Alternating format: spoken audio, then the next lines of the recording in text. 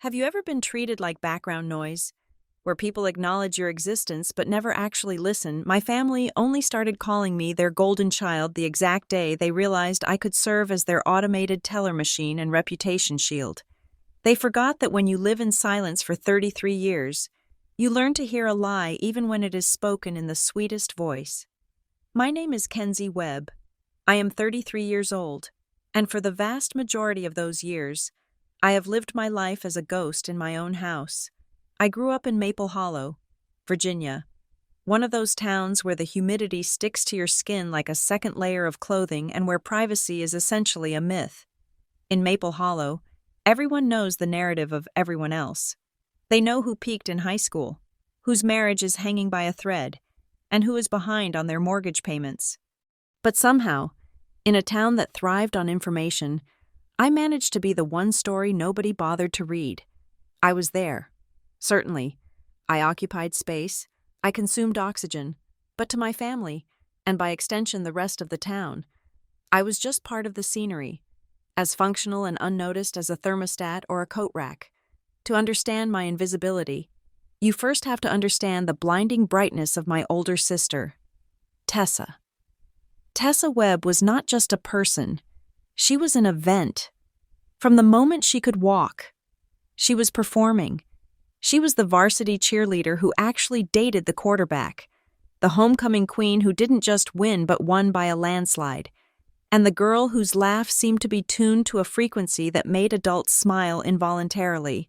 Now, in her 30s, she had successfully transitioned that high school glory into a curated online existence that was nothing short of sparkling. Her life was a montage of brunch platters, perfectly filtered sunsets, and captions about gratitude that garnered hundreds of likes within minutes. She was the protagonist of the Webb family saga. I was the crew member who swept the stage after the curtain fell. I remember a specific barbecue last summer that perfectly encapsulated the dynamic we had nurtured for decades. It was supposed to be a casual get-together, but in my family, nothing was ever casual. My mother, Lori, treated every backyard burger flip like a spread in a lifestyle magazine. The patio was strung with Edison bulbs, and the table was set with linens that were far too nice for barbecue sauce. The gathering was in full swing. Tessa was holding court near the cooler, recounting a story about a minor inconvenience at a boutique hotel she had visited with her husband, Brent. She told the story with animated hands and dramatic pauses, and the circle of aunts and uncles around her hung on every word, laughing on cue. I, meanwhile, was under the deck. The outdoor speakers had stopped working 10 minutes prior, and my father, Dale, had simply looked at me and gestured with his chin toward the wiring. He didn't ask. He didn't say please. He just signaled, because that was my function. So there I was, knees in the mulch, wrestling with a corroded connection, while the sound of Tessa's laughter drifted down through the wooden slats above my head. I could smell the charcoal and the expensive perfume my mother wore, but all I could see were cobwebs and copper wire. When I finally got the music back on some smooth jazz playlist my mother insisted was classy, I dusted off my knees and climbed back up to the party. No one looked up. No one said thank you. I went to the cooler to grab a soda, and that was when the photo session began. This was a ritual as inevitable as the sunset. Okay, family photo. Everyone get together, my Aunt Carol chirped, waving her phone around. We all shuffled into position against the backdrop of the blooming hydrangeas. I stood on the edge, next to my father. I smiled. I tried to look present, to look like I belonged in this tableau of suburban success. Aunt Carol tapped the screen, frowned, and then lowered the phone. Oh, actually, she said, her voice dropping to that apologetic tone that isn't really apologetic at all. Kenzie, honey, could you take the picture? You just know how to get the angles better than I do. It wasn't a question. It never was. I felt that familiar, dull ache in my chest, the one I had trained myself to ignore. I stepped out of the line. Sure, I said. My voice sounded flat even to my own ears. I took the phone. I framed them. There they were, my mother, beaming with her arm linked through Tessa's.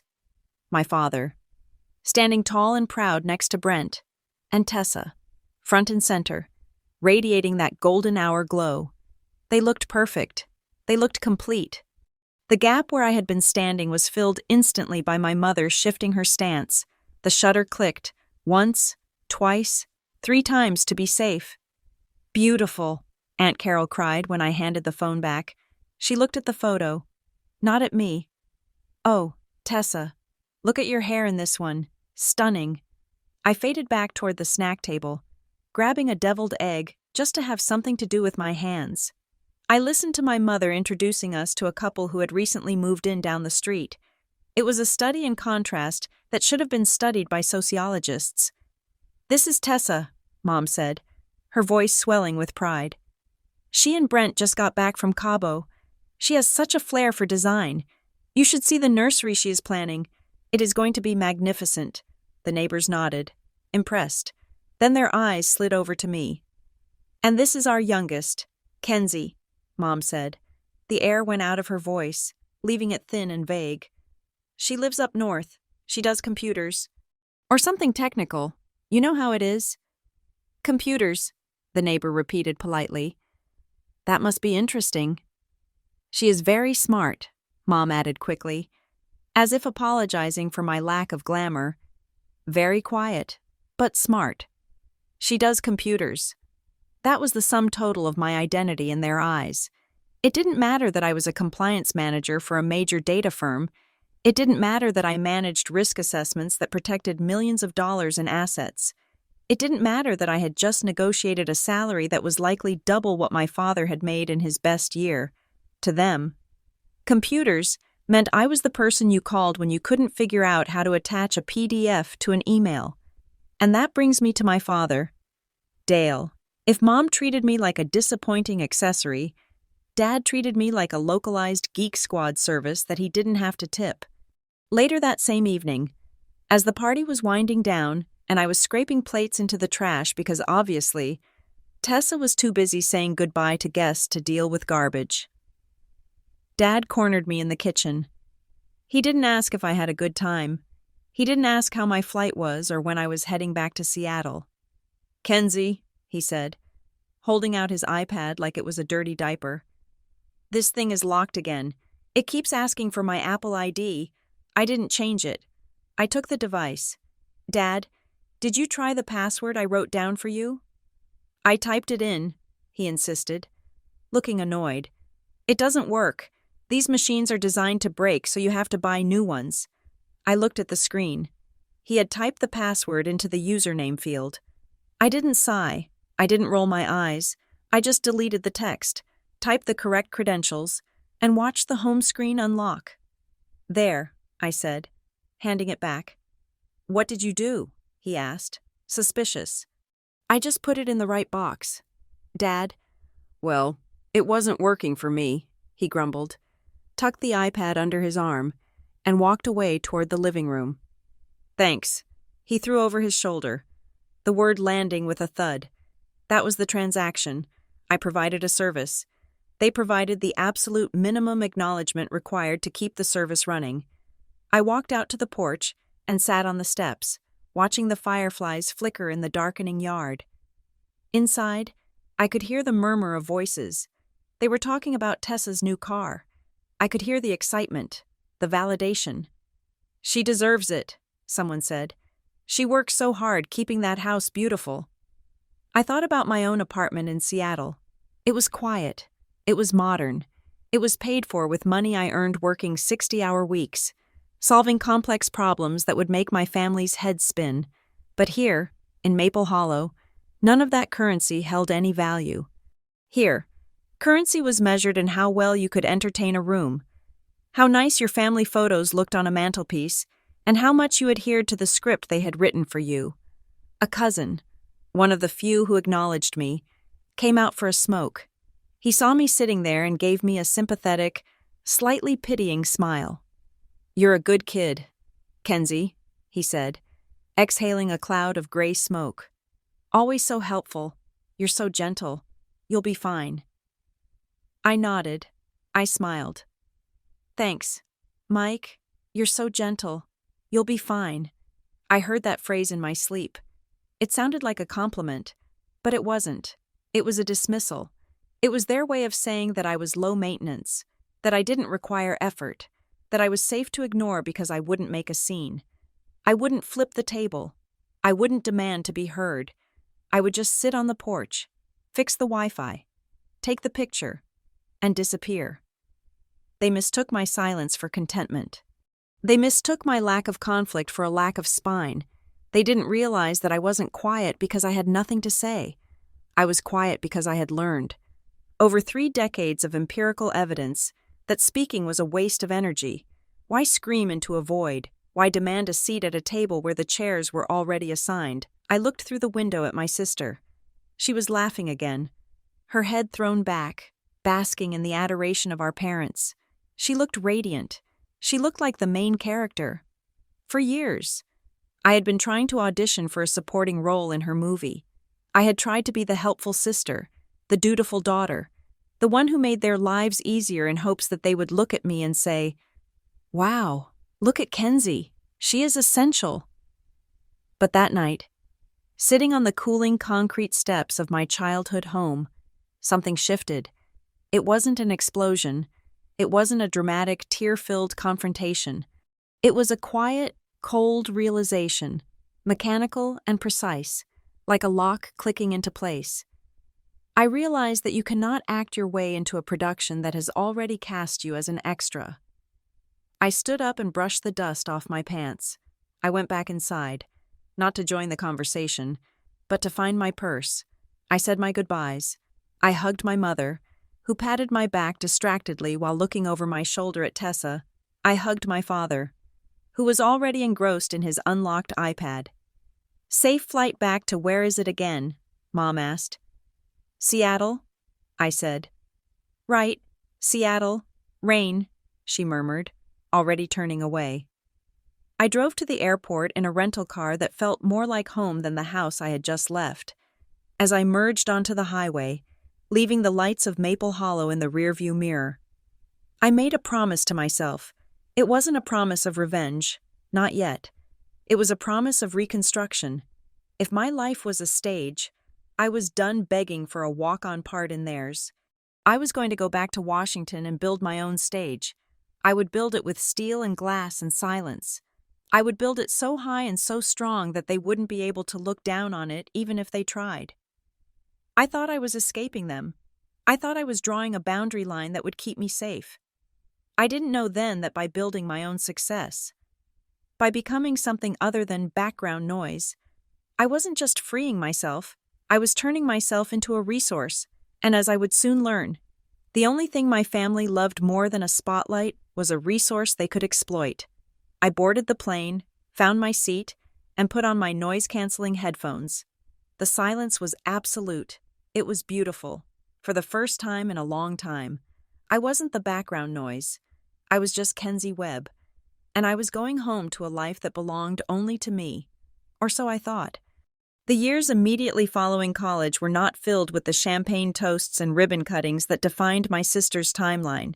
While Tessa was busy curating her early 20s into a gallery of bridal showers and gender reveal parties, I was buried in the digital trenches. I started at the bottom of the data food chain in a role that technically had a title, but in reality made me the janitor of the internet. I worked in data risk assessment for a third-tier firm, a job that consisted mostly of night shifts, fluorescent lights, and the hum of server racks that were kept colder than a morgue. I was the person who stayed until 3 a.m. when a server migration failed. I was the one who filled out the incident reports when a senior engineer forgot to patch a vulnerability. I took the blame for department errors because I was the lowest rung on the ladder and therefore the most expendable. Yet paradoxically, the one they needed to do the heavy lifting. I did not complain. I did not post photos of my sad vending machine dinners with captions about the hustle. I simply worked. I treated my career like a game of strategy. I realized early on that in the tech world, the people who made the most noise often did the least work. So, I went the other direction. I became a ghost in the machine. I spent my weekends studying for certifications that most people found too dry to finish. I became certified in information system security. I mastered cloud compliance frameworks. I learned the intricate, boring, and highly lucrative language of regulatory law as it applied to digital infrastructure.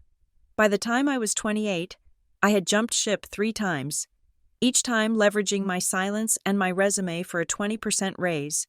I landed at Blue Harbor Compliance Labs, a company that sounds utterly boring to the average person, but is a titan in the industry of keeping massive corporations from getting sued by the federal government. I moved from analyst to associate, and then, with a speed that surprised even me, to senior compliance manager. That was when I moved to Seattle. My family knew I had moved, of course. They had the address in case they needed to send a wedding invitation or a bill they thought I should see. But they had no concept of what my life in Washington actually looked like. They imagined me in a cramped studio apartment, perhaps sharing a bathroom with strangers, eating instant noodles and struggling to make ends meet in a big, expensive city. They assumed this because they never asked, and I never corrected them. The reality was a corner unit condo on the 14th floor with floor-to-ceiling glass looking straight out at Elliott Bay on rainy mornings, which were frequent and beloved. I could stand with my coffee and watch the ferries cut through the gray water, feeling a sense of ownership that was entirely mine. I bought the place. I did not rent. I put 20% down with a bonus check that was larger than what my father made in 2 years. I furnished it slowly, not with the trendy, disposable furniture Tessa filled her house with, but with pieces that had weight and history. I bought a leather Eames chair because I wanted it, not because I wanted to show it to anyone. My home was a sanctuary of silence. There were no ring lights, no staged corners for selfies, and absolutely no audience. This was the great divide. Tessa's life was a performance art piece. She documented everything. If she drank a latte, 500 people knew about the foam art. If she bought a new purse, it was unboxed on her story. Her husband, Brent, was the perfect co-star for this reality show. Brent was a man who spoke in exclamation points and business buzzwords.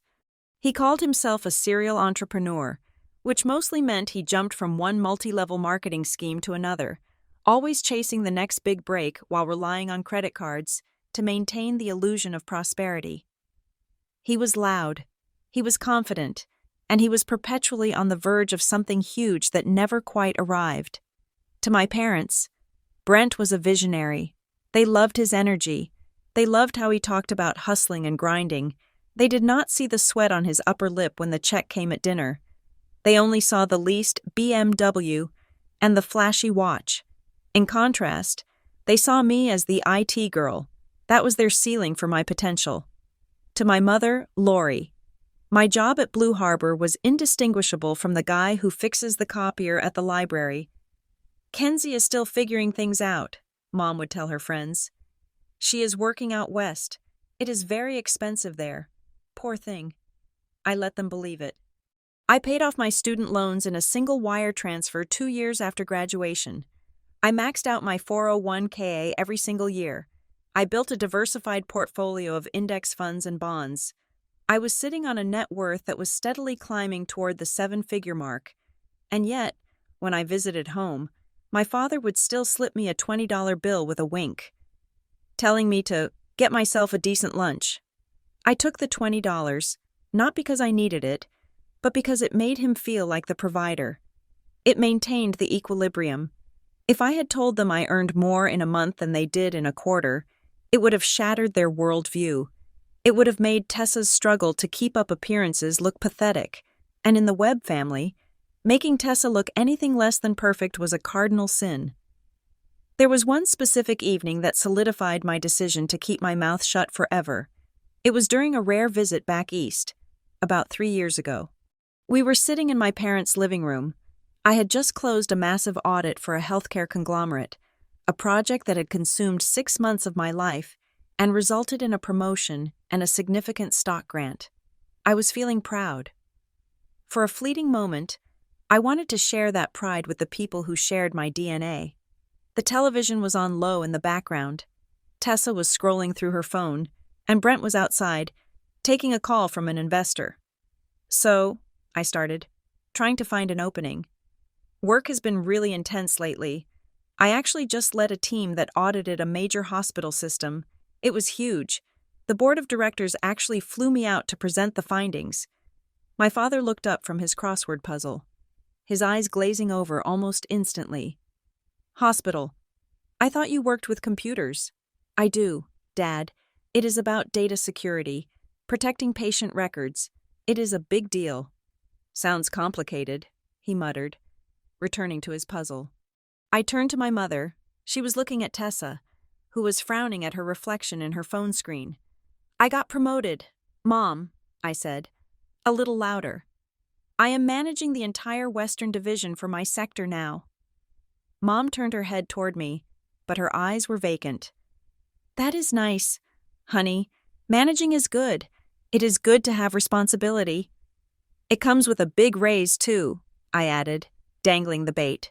Before she could process the word raise, Tessa let out a dramatic sigh and dropped her phone on the sofa cushion. Ugh, Mom.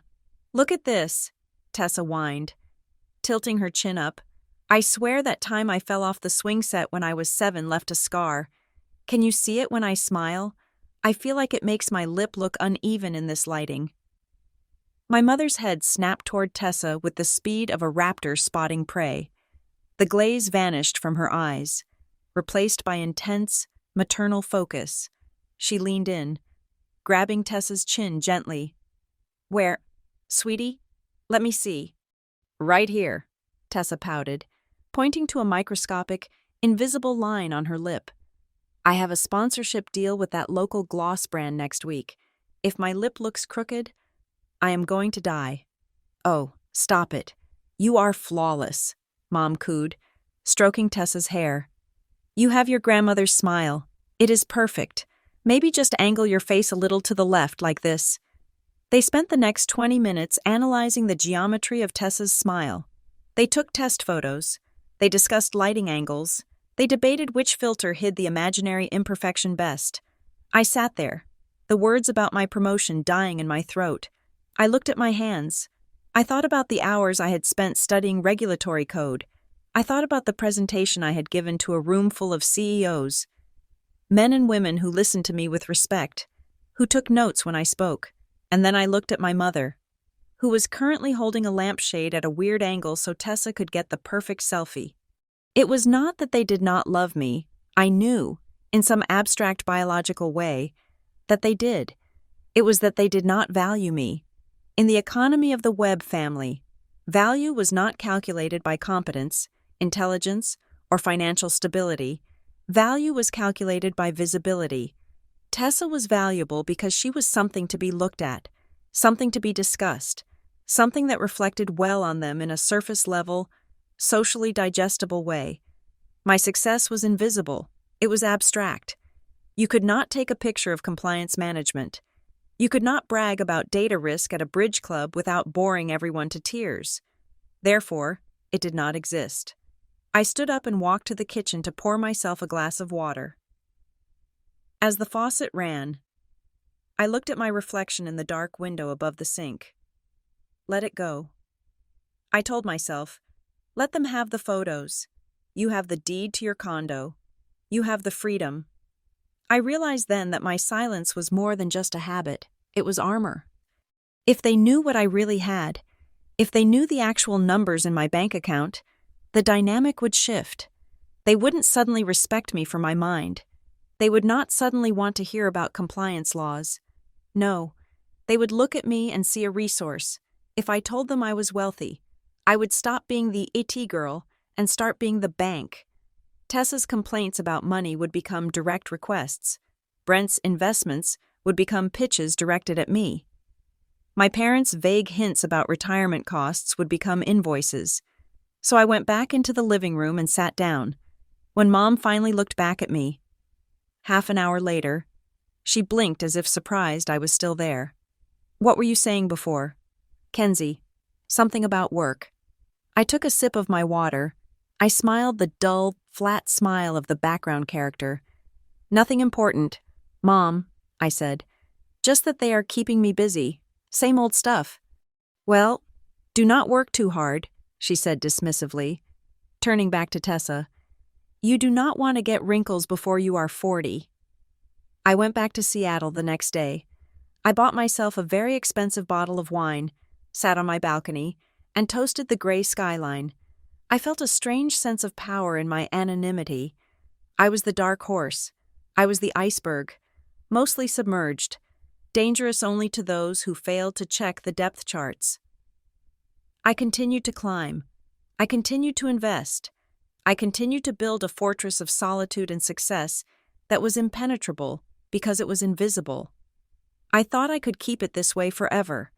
I thought I could live two lives, the successful executive in Seattle and the struggling tech support daughter in Virginia, and never have them collide. But secrets, even the ones we keep to protect ourselves, have a way of rotting if you keep them in the dark too long. And the thing about armor is that it only works if you keep it on. I was about to make the mistake of taking mine off, just for a moment, just to feel the sun on my skin. I did not know that the moment I revealed myself, the vultures would stop circling and start diving. The invitation for my grandparents' 60th wedding anniversary had been sitting on my kitchen counter in Seattle for 2 months. It was heavy cardstock, cream-colored with gold foil lettering, the kind of stationery that screams tradition and legacy. The venue was the Hampton Ridge Club in North Carolina, a place that required a membership jacket just to walk through the front door and where the iced tea cost more than a minimum wage hourly paycheck. I almost did not go. The old Kenzie, the one who fixed the Wi-Fi and stood on the edge of photos, would have gone out of guilt, but the new Kenzie, the one who managed compliance for billion-dollar data mergers, had a choice. In the end, I decided to go not because I wanted to please them, but because I was curious. I wanted to see if I still felt small in their presence.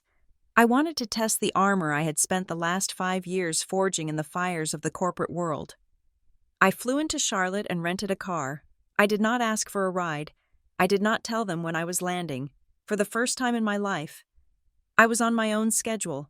I drove straight to the club, skipping the chaotic pre-party staging area at my parents' house, where I would inevitably have been asked to steam a dress or run to the store for last-minute ice.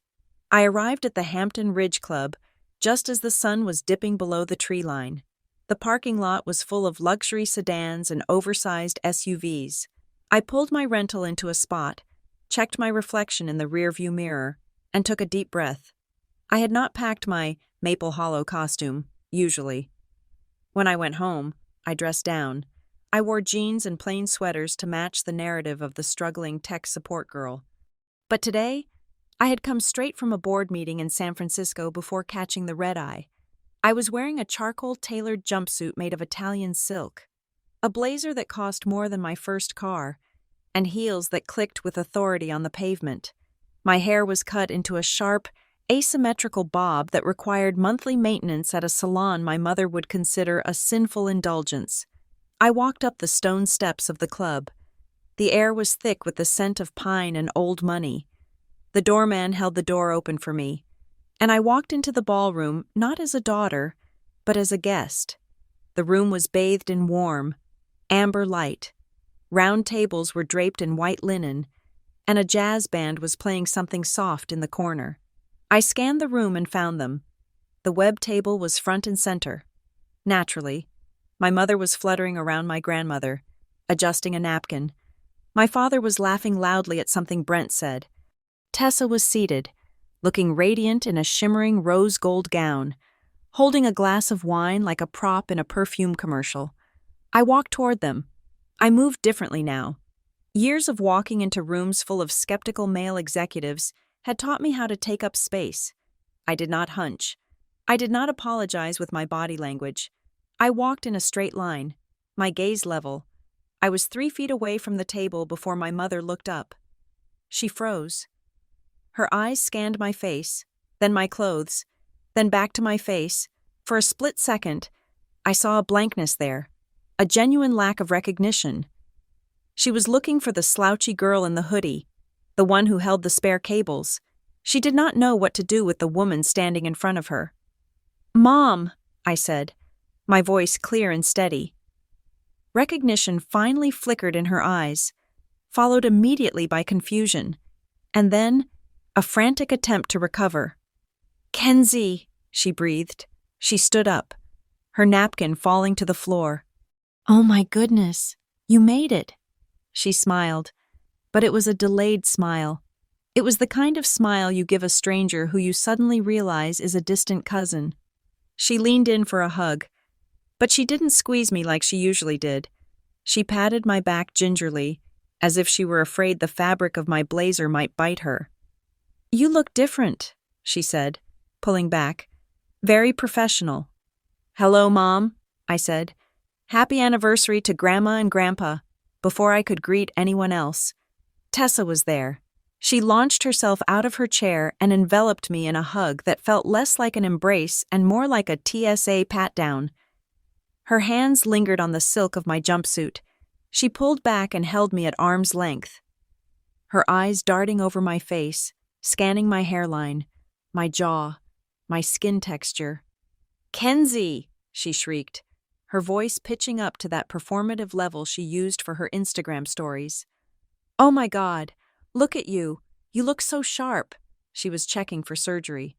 I knew that look. She was looking for needle marks, for scars, for anything that would explain why the ugly duckling suddenly looked like she owned the pond. She was trying to calculate if I had lost weight, if I had fixed my teeth, if I was wearing Spanx. "Hi, Tessa," I said, stepping out of her grip. "You look great." "I am exhausted," she sighed immediately, pivoting the attention back to her martyrdom. Planning this whole thing basically fell on me. Brent has been so busy with the new venture, and Mom is just a wreck with nerves. I have barely slept in 3 days. "Well, everything looks beautiful," I said politely, taking the empty seat next to an uncle I rarely saw. The dinner service began. I sat quietly, unfolding my napkin. The dynamic at the table was exactly as I remembered, yet entirely different because I was no longer playing my part. I did not jump up to refill water glasses. I did not offer to take photos of the food. I simply sat, ate my salad, and observed. Brent was mid-monologue about his latest business idea. Something involving cryptocurrency and sustainable housing. A combination that made absolutely no sense to anyone who understood either industry. My father was nodding along, looking serious, acting as if he understood the buzzwords Brent was throwing around like confetti. "It is all about leverage," Brent was saying, gesturing with a forkful of prime rib. "You have to leverage your assets before the market corrects. That is what I keep telling Tessa. We need to be liquid," Tessa nodded solemnly. "It is so stressful," she added. "People think our life is perfect because of the pictures, but they do not understand the pressure of managing a portfolio." I took a sip of my wine. It was a decent Cabernet, but I found myself missing the vintage I had in my wine fridge back home. "And what about you?" "Kenzie," the voice came from across the table. It was Uncle Steve, a man who had made a decent living in insurance and considered himself the family pragmatist. He was looking at me with a mixture of curiosity and skepticism. "What is that?" I asked, setting my glass down. "We hardly hear from you," Steve said, cutting into his steak. "Your mom says you are still out west, renting someplace. How is the job market out there? I hear tech is laying people off left and right." The table went quiet. This was the moment where, historically, I would mumble something about how I was getting by or looking for new opportunities to avoid making anyone feel bad. My mother jumped in before I could speak. It was a reflex for her. She had to manage the narrative. "Oh, Kenzie is doing fine," Lori said quickly, waving her hand as if shooing away a fly. "She is living in well. She is near the city. I think just a little apartment. You know how expensive it is. She is working with computers. It pays the bills." She looked at me, her eyes silently begging me not to embarrass her by admitting I was struggling. She wanted to move the conversation back to Tessa's house or Brent's genius. But I was tired. I was tired of the vague descriptions. I was tired of being the little apartment girl. I was 33 years old. I managed a team of 40 people. I had just signed off on a compliance framework that would be used by 3 federal agencies. "Actually," I said. My voice was not loud, but it cut through the ambient noise of the ballroom like a knife through the tension. I turned to Uncle Steve. I did not look at my mother. I am not renting, I said calmly. I bought a place about 4 years ago, and I am right in the city, downtown Seattle. Uncle Steve paused, his fork halfway to his mouth. Downtown Seattle proper. Yes, I said. Belltown area. My mother let out a nervous little laugh. Oh, well, a condo, I am sure, like a studio. Those micro-apartments are very popular with the young people. She was trying to shrink me. She was trying to force me back into the box. I looked at her. I didn't smile. It is a 2-bedroom condo, Mom, I said. It is on the 14th floor. My living room looks directly out at Elliott Bay. I can see the ferries coming in from the islands from my balcony. The silence that followed was instant and absolute. It wasn't a comfortable silence. It was the sound of a vacuum sealing. Uncle Steve dropped his fork. It clattered against the china, a sharp ding that seemed to echo. He looked at me, then he looked at my father, then back to me. A view of the bay, Steve repeated. He let out a short, disbelief-laden laugh. In Seattle, Kenzie, do you have any idea what the property tax alone is on a place like that? That is prime real estate. I am aware of the taxes. Uncle Steve, I said, taking another calm sip of wine. I pay them every year. Tessa, who had been sipping her wine, suddenly choked. She coughed, a wet, unglamorous sound, and slammed her glass down on the table, spilling a few drops of red onto the pristine white tablecloth. She grabbed her napkin and pressed it to her mouth, her eyes wide and watering, fixed on me. You bought it, Tessa wheezed. 4 years ago. Yes, I said. I could see the gears turning in her head. She was processing the timeline. 4 years ago meant I bought it before she bought her dream home, that they were constantly complaining about maintaining. It meant I had equity, it meant I had credit, but it was Brent's reaction that was the most chilling.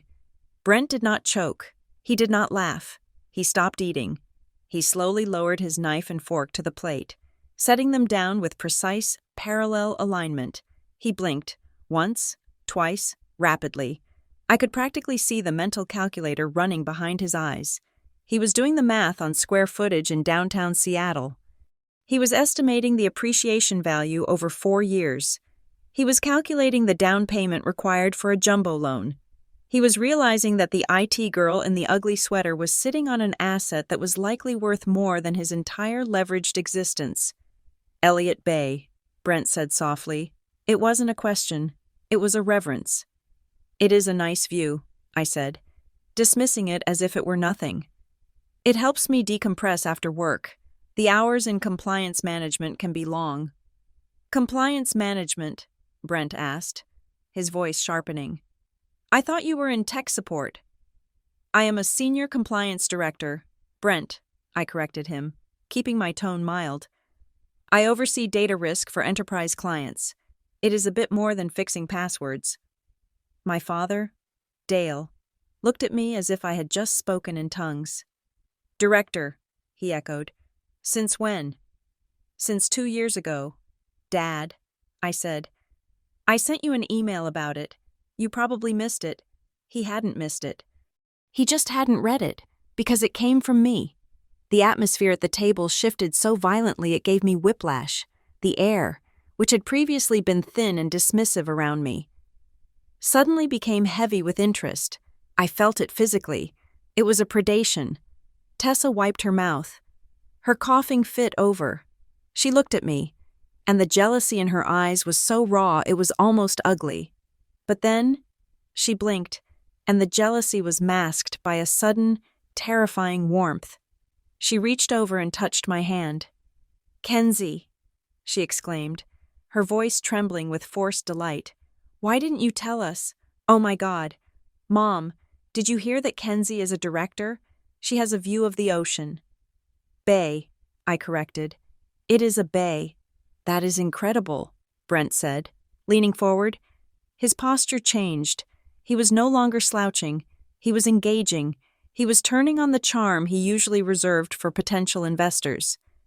Seattle has a booming market right now. You must have got in at a great time.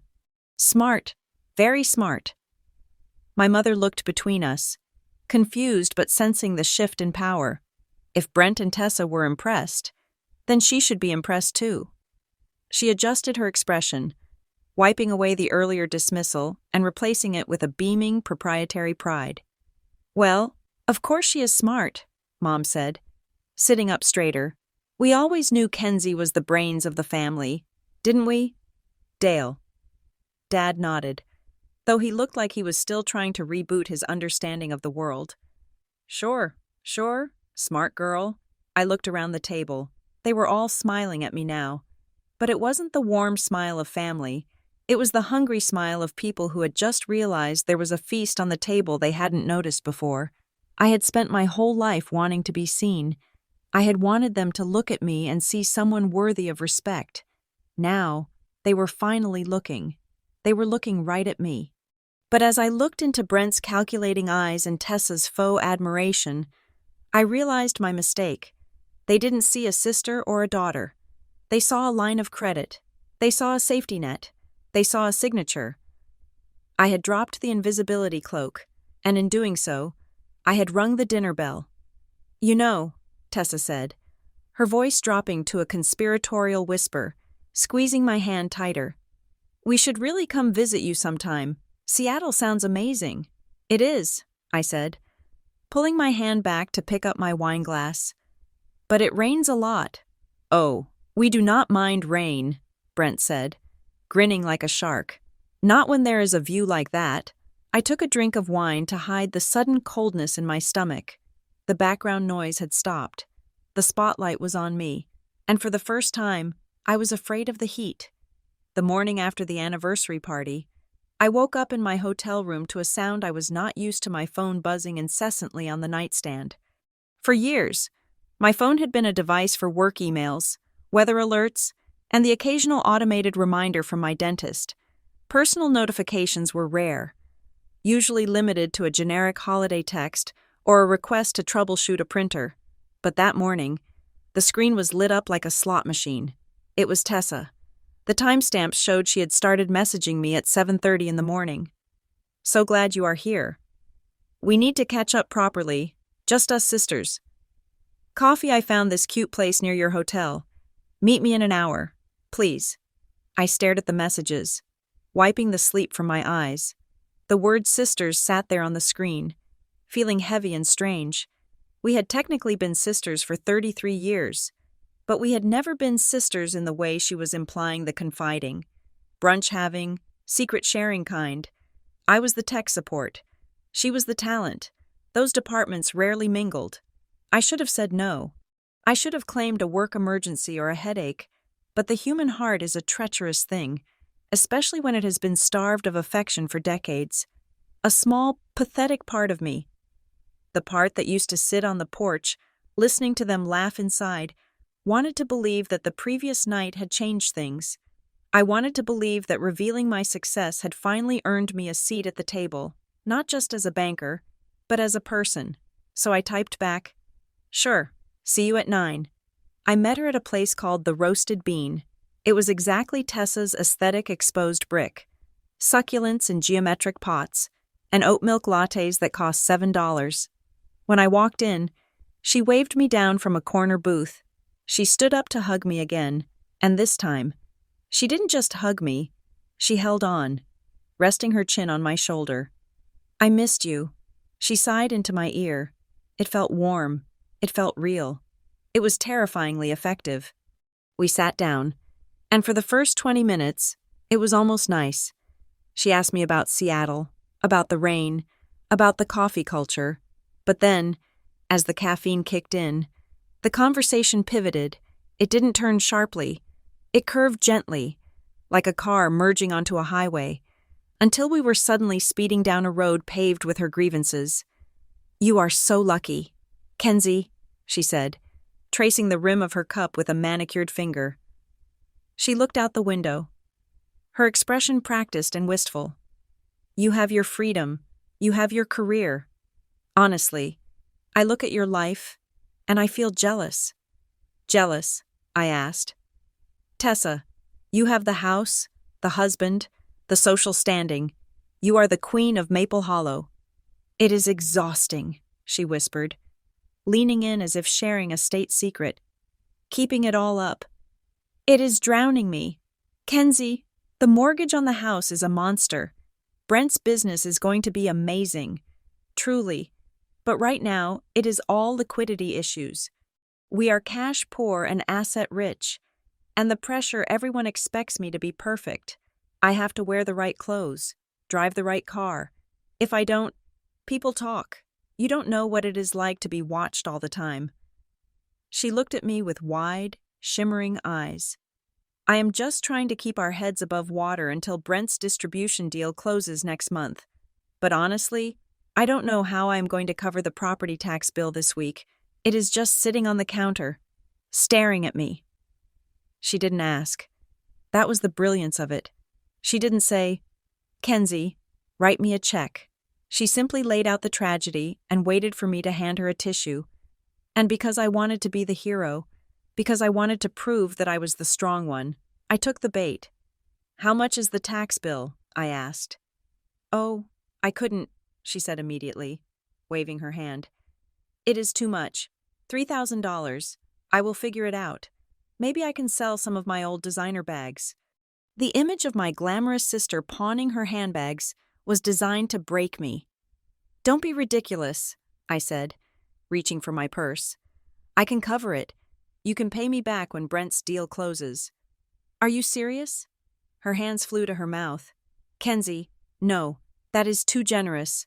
It is fine, I said, pulling out my checkbook. Consider it a bridge loan, family helping family. I wrote the check. I handed it to her. She looked at the paper, then at me, and her smile was so bright it almost blinded me. You are a lifesaver, she said. Literally, you are the rock of this family. Kenzie, I don't know what we would do without you. The rock. It sounded like a compliment. I didn't realize then that rocks are things you step on to keep your feet dry. That check broke the seal. Once the flow of money started, it didn't rush out like a flood. It trickled in, steady and relentless. Later that afternoon, Brent stopped by my parents' house where I was helping Mom clean up after the party. He leaned against the counter, loosening his tie, looking the picture of the weary warrior. Great party last night, he said to me, grabbing a bottle of water. Hey, I meant what I said about your success. Impressive stuff. Thanks, Brent, he sighed, rubbing his temples. I wish I had your liquidity right now. I have this supplier in Calm, ready to ship a massive order of sustainable timber. But my capital is tied up in escrow on another project. It is a nightmare. If I lose this shipment, I lose the whole quarter. He let the sentence hang there. He took a sip of water, his eyes sliding sideways to gauge my reaction. Is it a large amount? I asked, scrubbing a serving platter. 10,000, he said.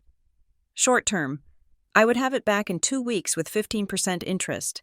But the banks are too slow. They don't understand the speed of modern business. I dried my hands. I looked at him. I knew, logically, that lending money to family was a bad idea. But Brent was a businessman. This was a business transaction. And if I helped him, I wasn't just the little sister. I was a financier. I can wire it to you, I said, but I want a promissory note. Done, he said, his face lighting up. You are a shark, Kenzie.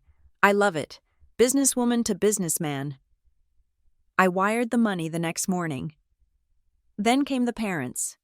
They were subtler, or perhaps just more practiced. My mother didn't ask for cash. She asked for a dream. I was back in Seattle 2 days later when my phone pinged. It was a photo from Lori. It was a picture of a kitchen island made of white marble, with brass pendant lights hanging above it.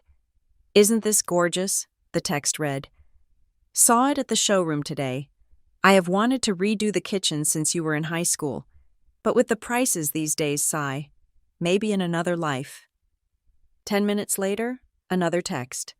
The contractor said if we book now, we get a discount, but your father says we have to wait until tax season. I just hate cooking in that dark cave of a kitchen we have now. I looked at my own kitchen. Sleek and modern and paid for, I felt a pang of guilt. I had so much, and she had waited so long. How much for the deposit? Mom, I typed. Oh, honey, I wasn't asking, but it is $5,000 to lock in the materials.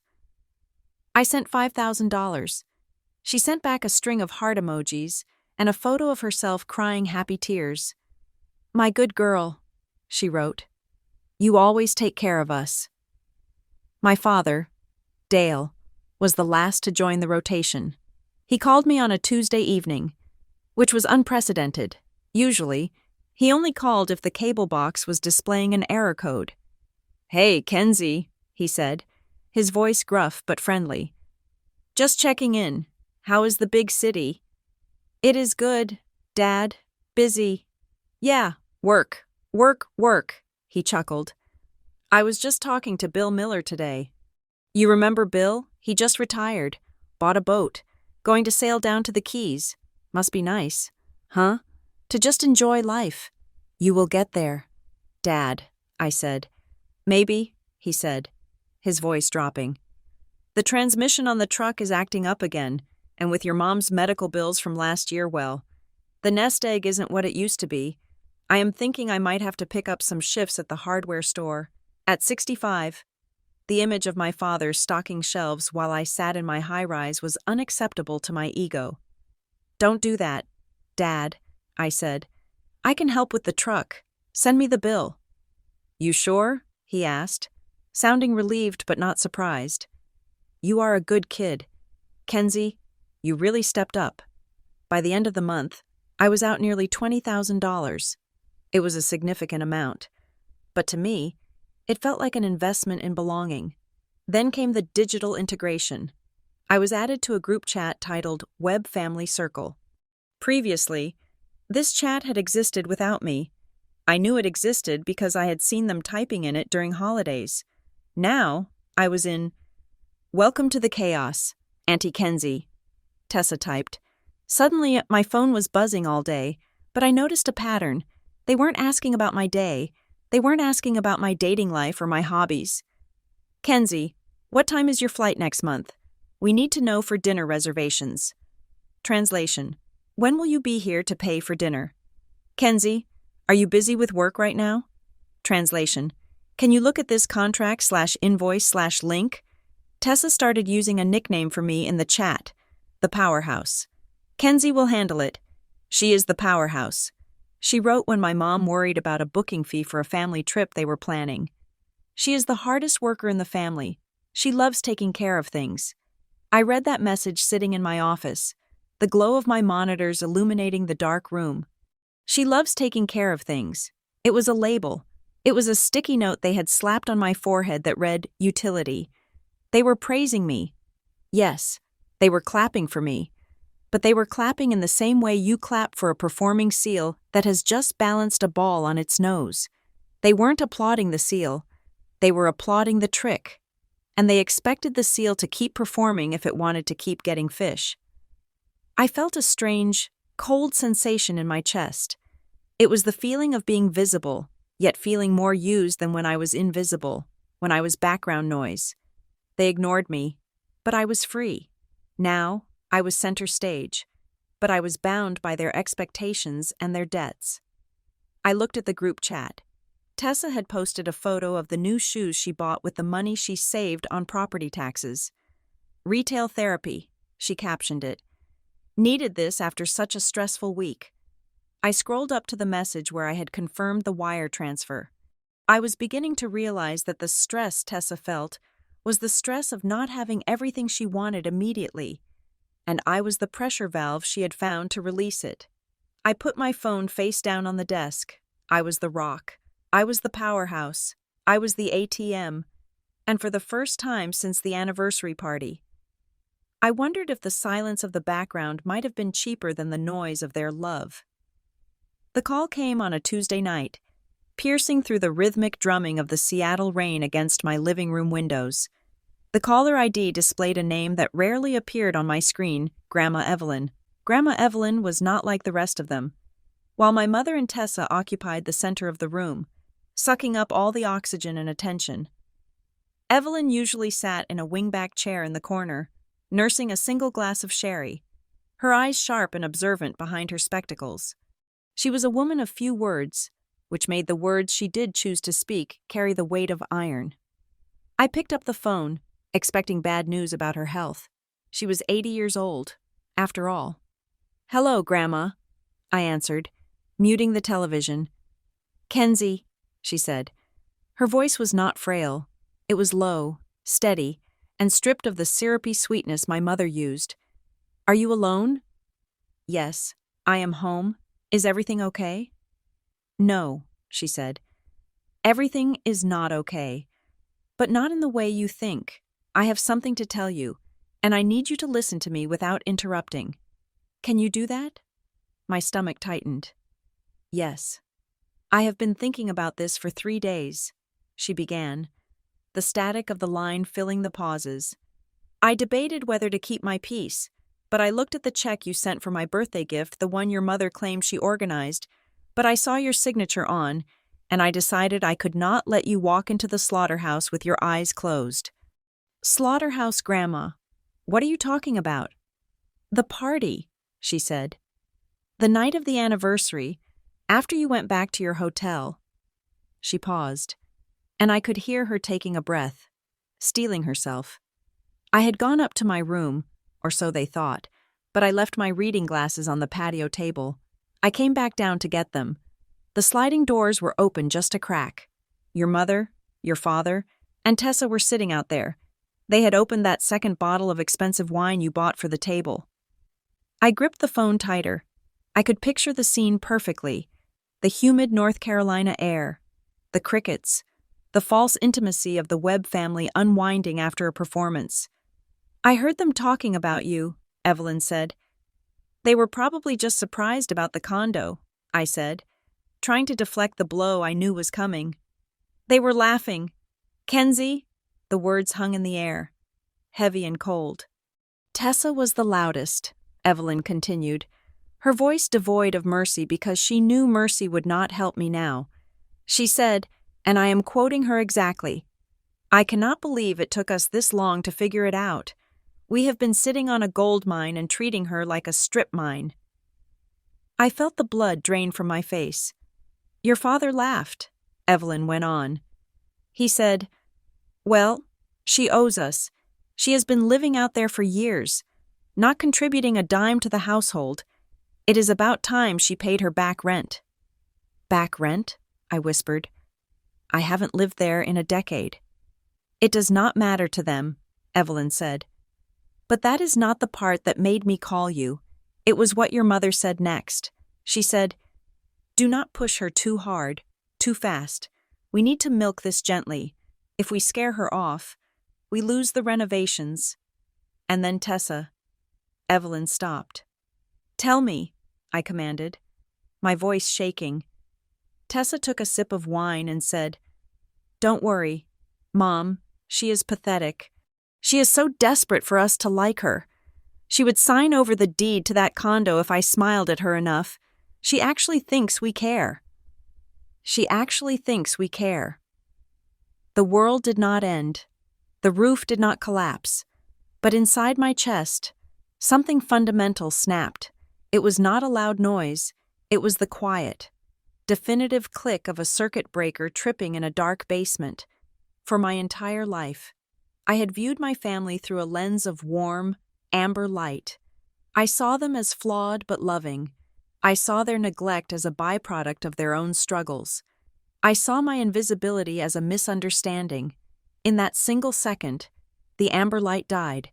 It was replaced by the harsh, clinical white light of an operating room. I saw them not as family, but as parasites. I saw their smiles not as affection, but as the calculated baring of teeth before a bite. "Kenzie," Evelyn asked softly, "are you still there?" "I am here," I said. My voice sounded strange to my own ears. It was calm. It was the voice I used when I fired an employee for gross misconduct. It was the voice of the director of compliance. "I am sorry, my dear," Evelyn said. I know you wanted it to be real. I watched you that night. You looked so proud to help them. It broke my heart to see you handing over pieces of yourself to people who only wanted to consume you. Don't be sorry, I said. Thank you. You just saved me a lot of money. What will you do? She asked. Will you confront them? No, I said, staring at the rain streaking the glass. If I confront them, they will gaslight me. They will cry. They will say you misheard. They will make me the villain for believing a senile old woman over my own mother and sister. They will spin the narrative until I am the ungrateful daughter again. Smart girl, Evelyn noted. I am not going to say a word, I said. I am going to let them prove you right. I hung up the phone. I did not cry. I sat in my Eames chair, the one I had bought with my own money, and I felt a profound, chilling silence settle over me. It was different from the silence of my childhood. That was the silence of exclusion. This was the silence of the judge before the sentence is read. I needed empirical data in my line of work. You do not act on hearsay, even if it comes from a reliable source. You test the system. You apply pressure to the weak points and observe the structural integrity. So, I devised a test. It was a simple experiment. I would continue to be Kenzie the daughter and Kenzie the sister. I would reply to texts. I would send emojis. I would be responsive, polite, and engaged. But I would change one variable, the money. I wanted to see how long their love lasted when the subscription fee was unpaid. The first test came 2 days later. Tessa sent a text message at noon. It was a picture of a digital shopping cart from a high-end baby boutique. The total was $450. OMG, look at this stroller set, she wrote. It is perfect for the nursery theme. But Brent is being so tight with the budget this week. He says we have to wait. I am so bummed. It is on sale only for today, crying face emoji. Normally, or rather, the Kenzie from 3 days ago would have replied, I got it. Treat yourself. I stared at the screen. I felt the impulse, the muscle memory of wanting to please her. I crushed it. That is so cute, I typed back. But yeah, Brent is probably right. Budgets are important. Maybe it will go on sale again later. Love you. I hit send. I watched the 3 dots appear. They danced for a long time. Then they disappeared. Then they appeared again. Yeah, she finally replied. Just sucks. I really wanted it. No. How are you? No how is work. Just disappointment that the ATM had displayed an out-of-order sign. 3 days later, my mother called. She started with the usual fluff weather, the neighbor's cat, Dad's back pain before pivoting to the kill. So, the contractor came back with the final quote for the countertops, she said, her voice dropping to a conspiratorial whisper. It is a little higher than we thought. Materials went up. We are short about $2,000 to get the Italian marble. I was thinking maybe we just downgrade to the laminate, but I just had my heart set on that stone. She sighed. It was a heavy, tragic sigh, practiced to perfection. That is a bummer, I said cheerfully, chopping vegetables for my dinner. But honestly, Mom, laminate has come a long way. Some of the high-end stuff looks exactly like stone, and it is way easier to clean. I bet it will look great. Silence. The silence on the other end of the line was so thick, I could practically hear her blinking in confusion. She was waiting for the transfer. She was waiting for me to say, No, Mom, you deserve the best. Let me cover the difference. Well, she said, her tone sharpening slightly, it is not just about the look. Kenzie, it is about the value of the house. It is an investment. We thought since you are doing so well. I am doing well, I agreed. That is why I know that over-improving a kitchen in Maple Hollow might not give you the return on investment you think. Laminate is the smart financial move. Mom, you will thank me later. Right, she said. The warmth had evaporated from her voice, replaced by a brittle coolness. I guess I will tell your father we have to settle for the cheap stuff. He will be disappointed. He will get over it, I said pleasantly. I have to run. Mom, Keep me posted on the renovation. I hung up. My hand was trembling slightly. Not from fear, but from the adrenaline of breaking a pattern that had held me hostage for decades. The week dragged on. The Webb family circle chat, which had been buzzing with activity when I was wiring cash, began to slow down. Brent was the most direct. He didn't bother with the emotional manipulation. He went straight for the business opportunity. He emailed me a slide deck for a revolutionary app he wanted to seed fund. He asked for $25,000 for a founding partner stake. I replied via email, keeping it strictly professional. Hi, Brent. Looks interesting. I ran this by my financial advisor, and unfortunately, my liquidity is tied up in long-term bonds right now. I cannot move anything without taking a massive tax hit. Best of luck with the pitch. Though, he texted me 10 minutes later. Come on, Kenzie. Bonds. You can't move some things around. This is a guaranteed 10 times return. I am giving you a chance here. I am giving you a chance. The arrogance of it was breathtaking. Can't do it, I texted back. Sorry. The response was silence. By the end of the second week, the pattern was undeniable. The data was conclusive. When I sent money, I got texts asking about my day. I got photos of the nieces and nephews. I got love you gifs. When I stopped sending money, the phone went dead. Nobody asked why I couldn't send the money. Nobody asked if I was having financial trouble, if they actually cared, if they were actually family. The rejection of a financial request would have triggered concern. They would have asked, "Is everything okay? Kenzie, are you in trouble? Do you need anything?" But they didn't, not a single one of them. Instead, the messages became sparse and transactional. Did you cancel your Netflix login? It is not working on the TV here. Can you look at this error on Dad's iPad remotely? We are splitting the bill for the anniversary photo book. Your share is $100. They were pinging the server to see if the connection was still live, but they had no interest in the content of the data. They only wanted the bandwidth. I sat on my balcony one evening, staring out at the dark waters of Elliott Bay. The ferries were glowing beetles crawling across the black glass of the water. I held a glass of wine, the same wine they had been drinking when they mocked me. I realized then that I wasn't losing a family. I was losing a subscription service that I had been paying for with my dignity. They thought they were punishing me with their silence. They thought that by withdrawing their attention, I would panic and open the wallet again to buy back their love. They didn't realize that their silence was the greatest gift they could have given me. It was the confirmation I needed to proceed to the next phase. I picked up my phone. I didn't text them. I opened my banking app. I looked at the list of authorized users on my secondary account, the one I had set up years ago for emergencies that they had access to. I tapped Remove User. Then I went to my streaming services, log out of all devices. Then I went to the family cellular plan, which I had been paying for since I was 25, because it was easier to bundle.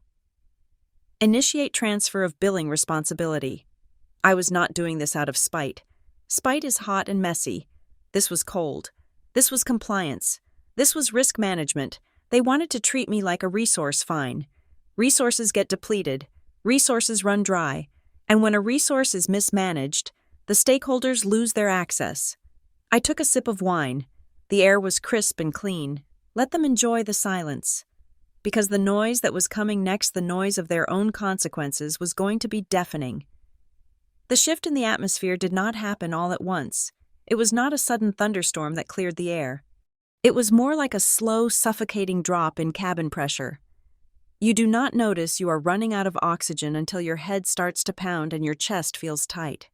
After I stopped acting as the family bank, the digital noise from my phone changed frequency. Tessa's messages, which had previously been punctuated with hearts and exclamation points, began to lose their decorative flair. The delay between my texts and her responses grew longer. 2 hours became 6. 6 hours became a day. And when she did reply, the content had shifted from sisterly updates to grim financial newsletters. The curated photos of her perfect life vanished. Instead, I received snapshots of reality, framed to induce maximum guilt. She sent me a photo of a daycare invoice with the total circled in red digital ink. "Can you believe this pricing?" she wrote. "Brent says we might have to pull the kids out. I don't know what I will do if I have to quit my part-time consulting gig to watch them. I feel like my career is vanishing." She did not ask for money. She just laid the corpse of her career at my feet and waited for me to perform CPR with my checkbook. I replied with a thumbs-up emoji and a text that said, "Daycare is wild these days. Hopefully, Brent can find a better rate." She did not reply to that for 2 days. My mother, Lori, underwent a more subtle transformation. For years, I had been sweetie, honey, or my good girl, whenever I was fixing a router or paying for a dinner. Now, those endearments evaporated. When she called, her voice had the clipped, efficient cadence of a middle manager speaking to an underperforming subordinate. "Kenzie," she would say, skipping the greeting entirely. "I was looking at the flight prices for Christmas. They are going up, if you're coming. You should book now, and we were thinking since you have the miles, maybe you could book Grandma's ticket too. It is complicated on the website, and you know how she gets." "I don't have that many miles left, Mom," I lied effortlessly. "I used them for a work trip." "Oh," she said. The silence that followed was heavy with judgment. "Well, I suppose we will have to figure something else out. Your father is already stressed about the budget." Speaking of my father, Dale disappeared from the phone lines almost entirely. He no longer called to ask how I was. Instead, he became a ghost that haunted my mother's conversations. "Your father is thinking about," or "your father was looking at," became the preamble to every conversation. It was a cowardly way of begging. He would leave brochures for timeshares or printouts of truck repair estimates on the table when they FaceTimed me, making sure they were in the frame, waiting for me to bite. I did not bite. I watched the bait float by, and I kept my mouth shut. Then came the invitation. It was early November when the group chat lit up with a notification that actually seemed inclusive. "Family Reunion Thanksgiving." Tessa typed, "We are going to Myrtle Gate, South Carolina. Mom found this amazing rental house, huge dining room. We need this. We need to be together. Family is the most important thing. Who is in?" Myrtle Gate was not cheap.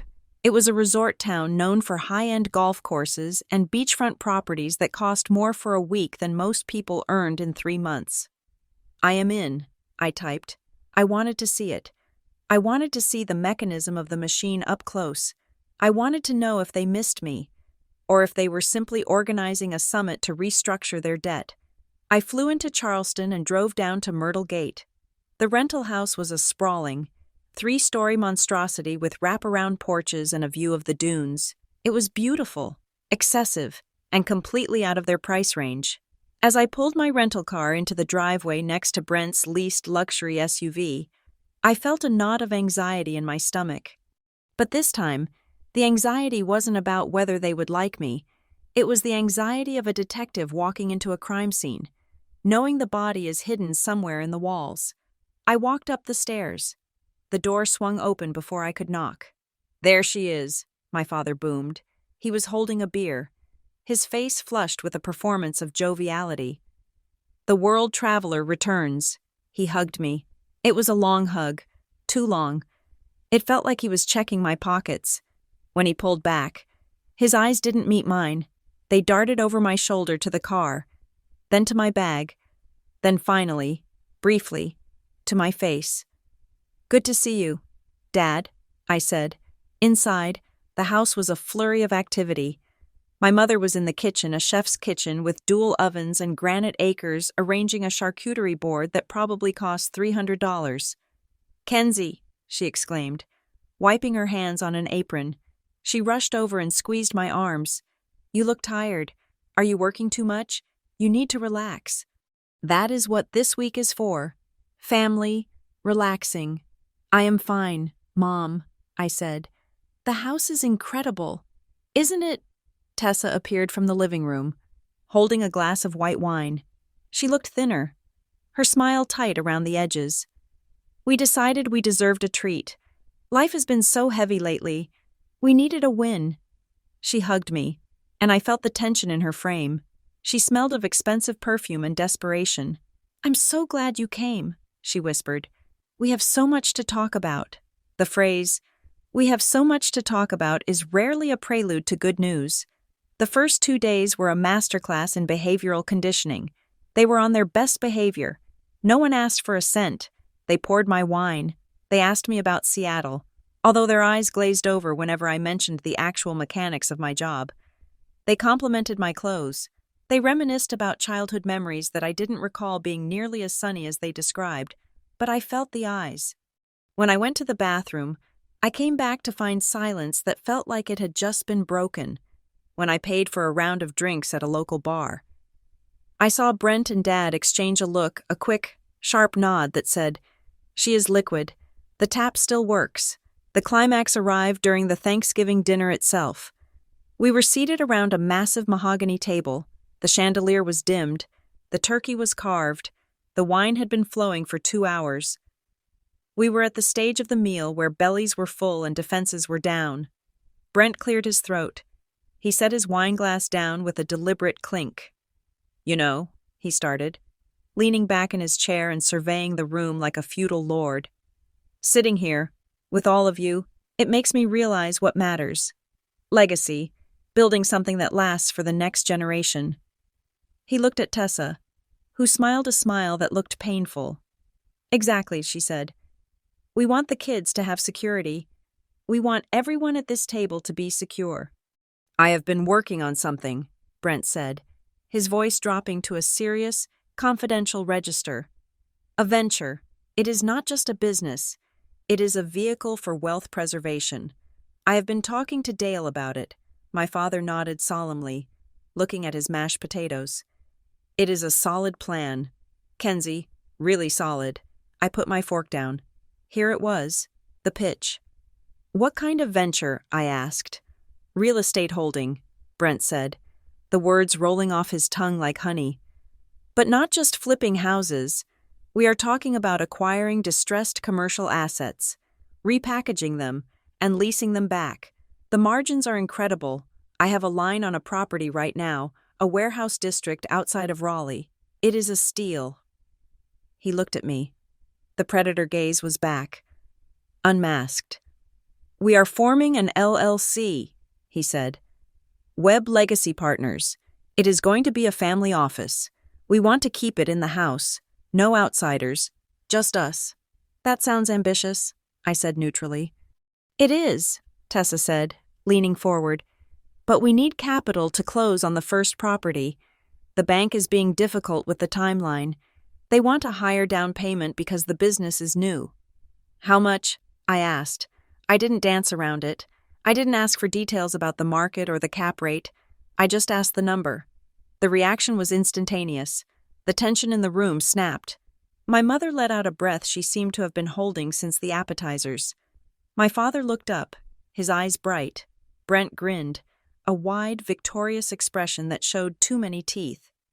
$75,000, Brent said. "That gets us the keys. And for that, Kenzie, we want to make you a partner. 40% equity. You would be the majority stakeholder after me." "75,000? I repeated. "It is an investment," my mother added quickly. "It is not a gift. Kenzie, it is your future too." "Think of it," Tessa said, her eyes wet with emotion. "We could build this together. You wouldn't just be the aunt who lives far away. You would be the foundation. The foundation.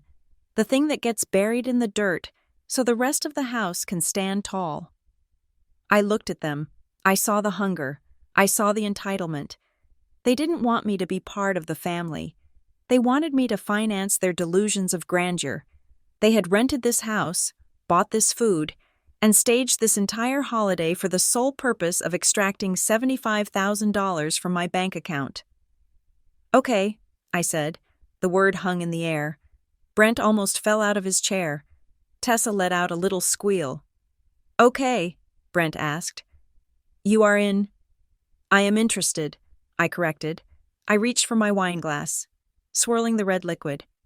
"But if I am putting in $75,000, and if I am going to be a 40% partner, I need to do my due diligence. The smiles faltered slightly. Due diligence?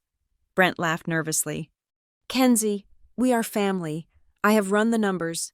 They are solid. Great, I said. Then you won't mind sending me the business plan. I want to see the articles of incorporation for the LLC. I want to see the property appraisal, the bank's rejection letter explaining why they need a higher down payment, and the projected cash flow analysis for the next 5 years. I paused. The room was dead silent. And, I added, my voice hardening, I want to know who is the managing member, because if I am putting up the capital, I want signing authority on the accounts. No money moves without my approval. The temperature in the room dropped 20 degrees. Brent's smile vanished. It didn't fade. It was wiped off his face. Kenzie, he said, his voice tight, that is a lot of red tape. We need to move fast. The seller has another offer. If we wait for lawyers to look at paperwork, we lose the deal. I don't invest without paperwork. Brent, I said, that is my job. I manage risk. And investing $75,000 on a verbal pitch over turkey is high risk. Do you not trust us? Tessa asked. Her voice was sharp. The poor sister act dropping to reveal the anger underneath. We are your family. You think we are trying to scam you. I think you are asking for a year's salary for most people, I said calmly. If it is a real business, the paperwork exists.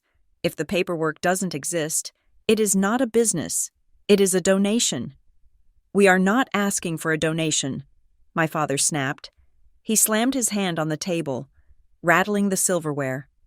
We are offering you a chance to be part of something you always have to make everything so complicated. Why can't you just help your sister? Because she isn't asking for help, Dad, I said. She is asking for an investment. There is a difference. My mother looked between us, her eyes wide. Kenzie, please, don't ruin dinner. Brent has worked so hard on this. Can't you just write the check? We can sort out the papers later. No, I said. The word was small, but it hit the table like a grenade. I will not write a check without a contract, I said. And I will not be a silent partner. If my money is in, my name is on the deed, and I control the ledger. Brent stood up. He threw his napkin onto his plate. Forget it, he spat. If you are going to be like that, if you are going to act like a corporate auditor instead of a sister, then forget it. We will find the money somewhere else. Someone who actually believes in us. He stormed out of the room toward the porch. Tessa glared at me, tears of genuine rage welling in her eyes. You are so selfish, she hissed. You have everything, and you won't lift a finger unless you get to control us. You love seeing us beg, don't you? She stood up and followed Brent. My mother put her head in her hands. My father just stared at me, his face red, shaking his head as if I were a hopeless case.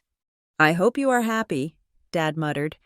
You think you are so smart with your big city job, but you don't know the first thing about loyalty.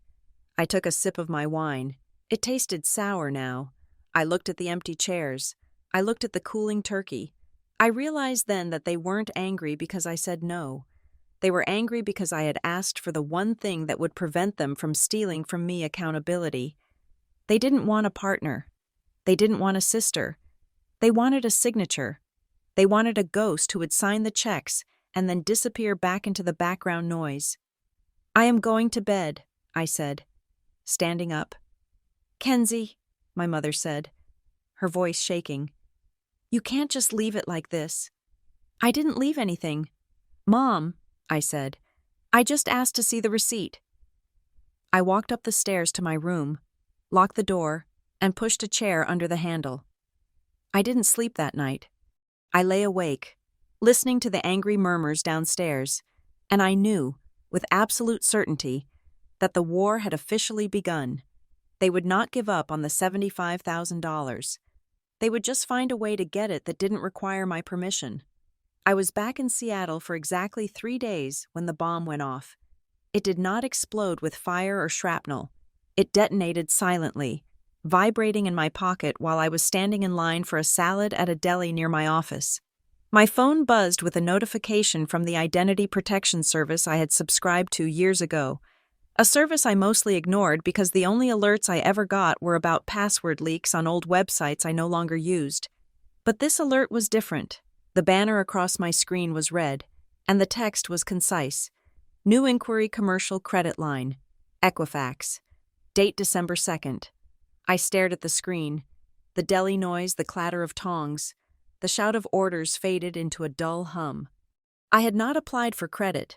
I had not authorized a background check. I stepped out of the line, abandoning my lunch, and walked straight back to my building.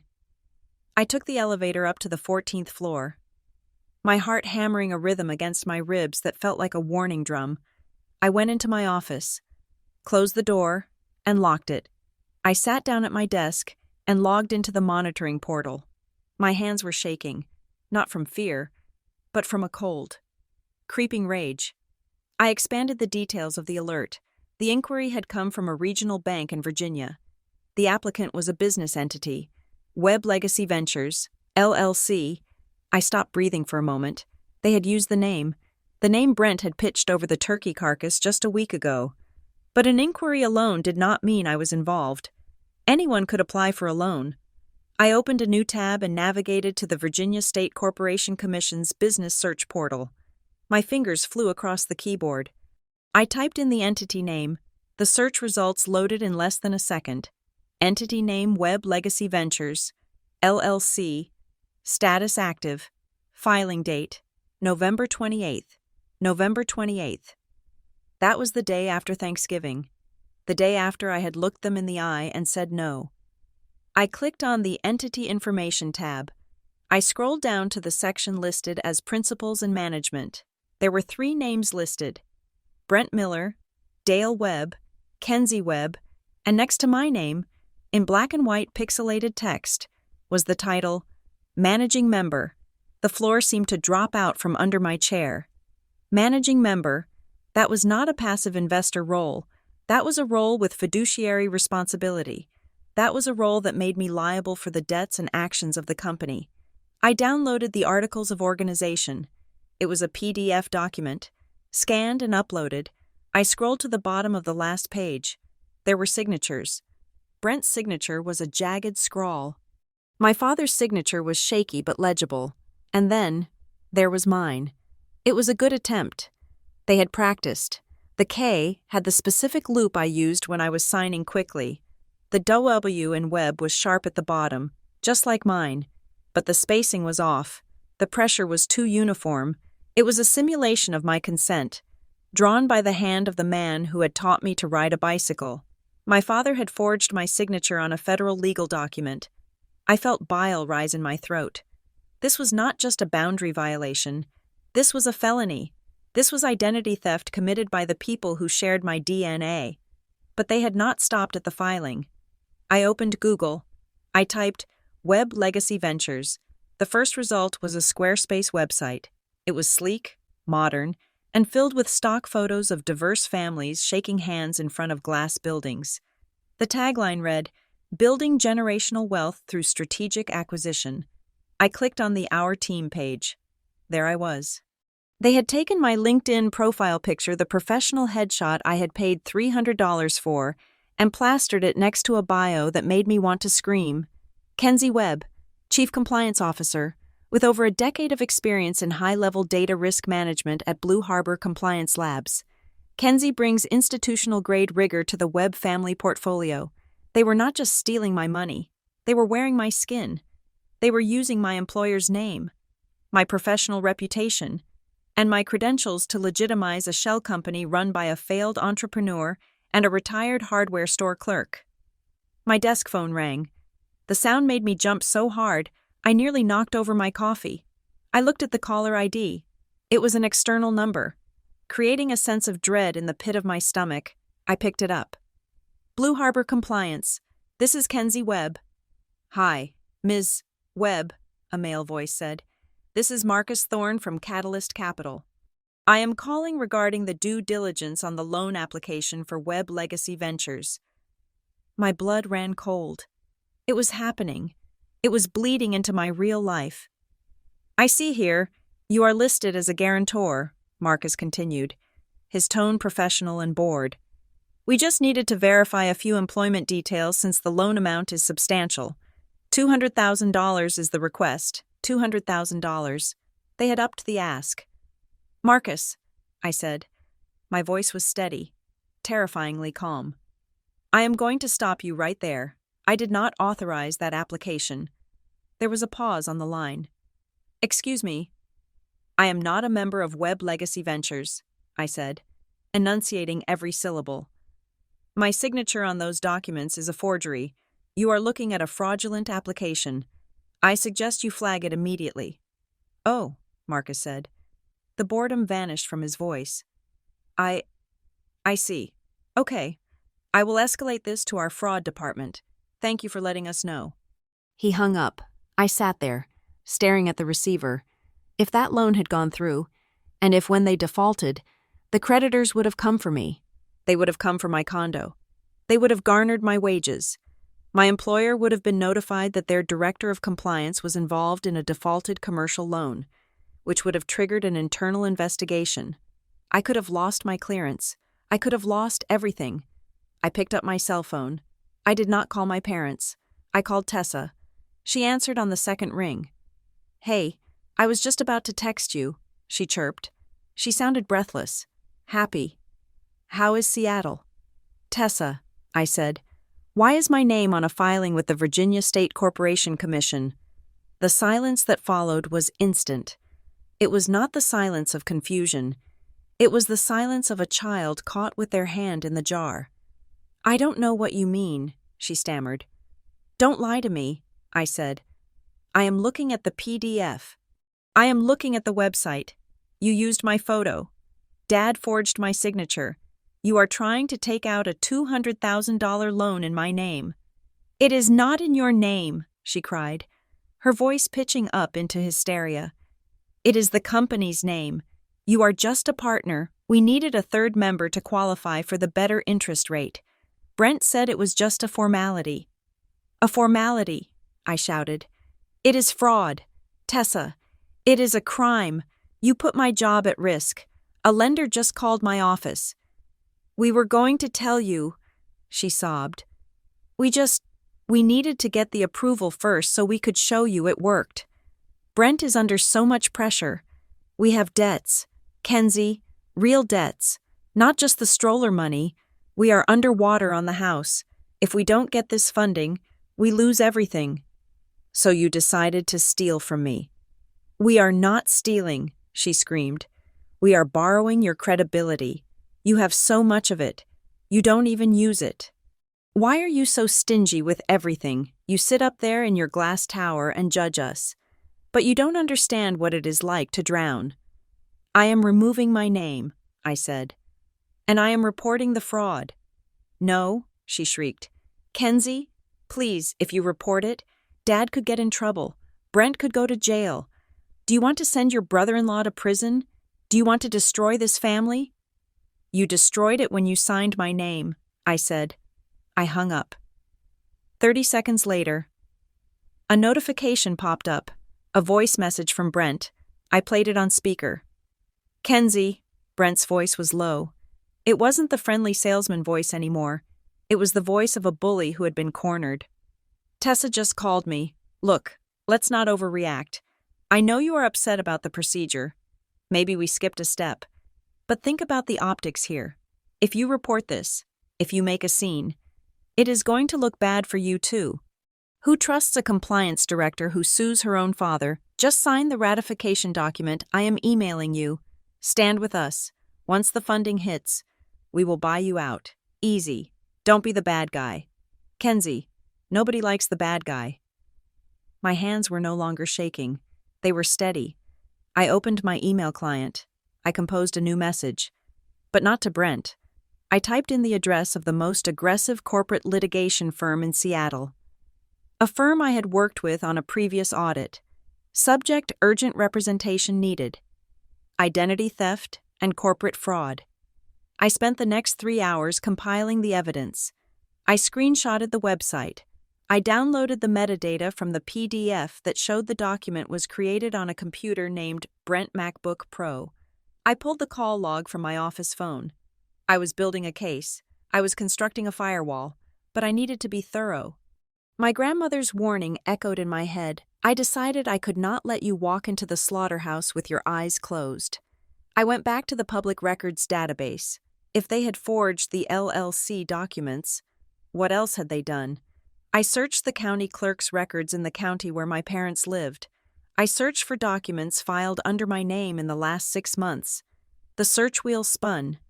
One result found: document type power of attorney, General Durable, grantor Mackenzie Wack C. Webb, grantee Dale Webb, filing date, November 29th. My vision blurred. I clicked the link. The document opened. It was a general durable power of attorney.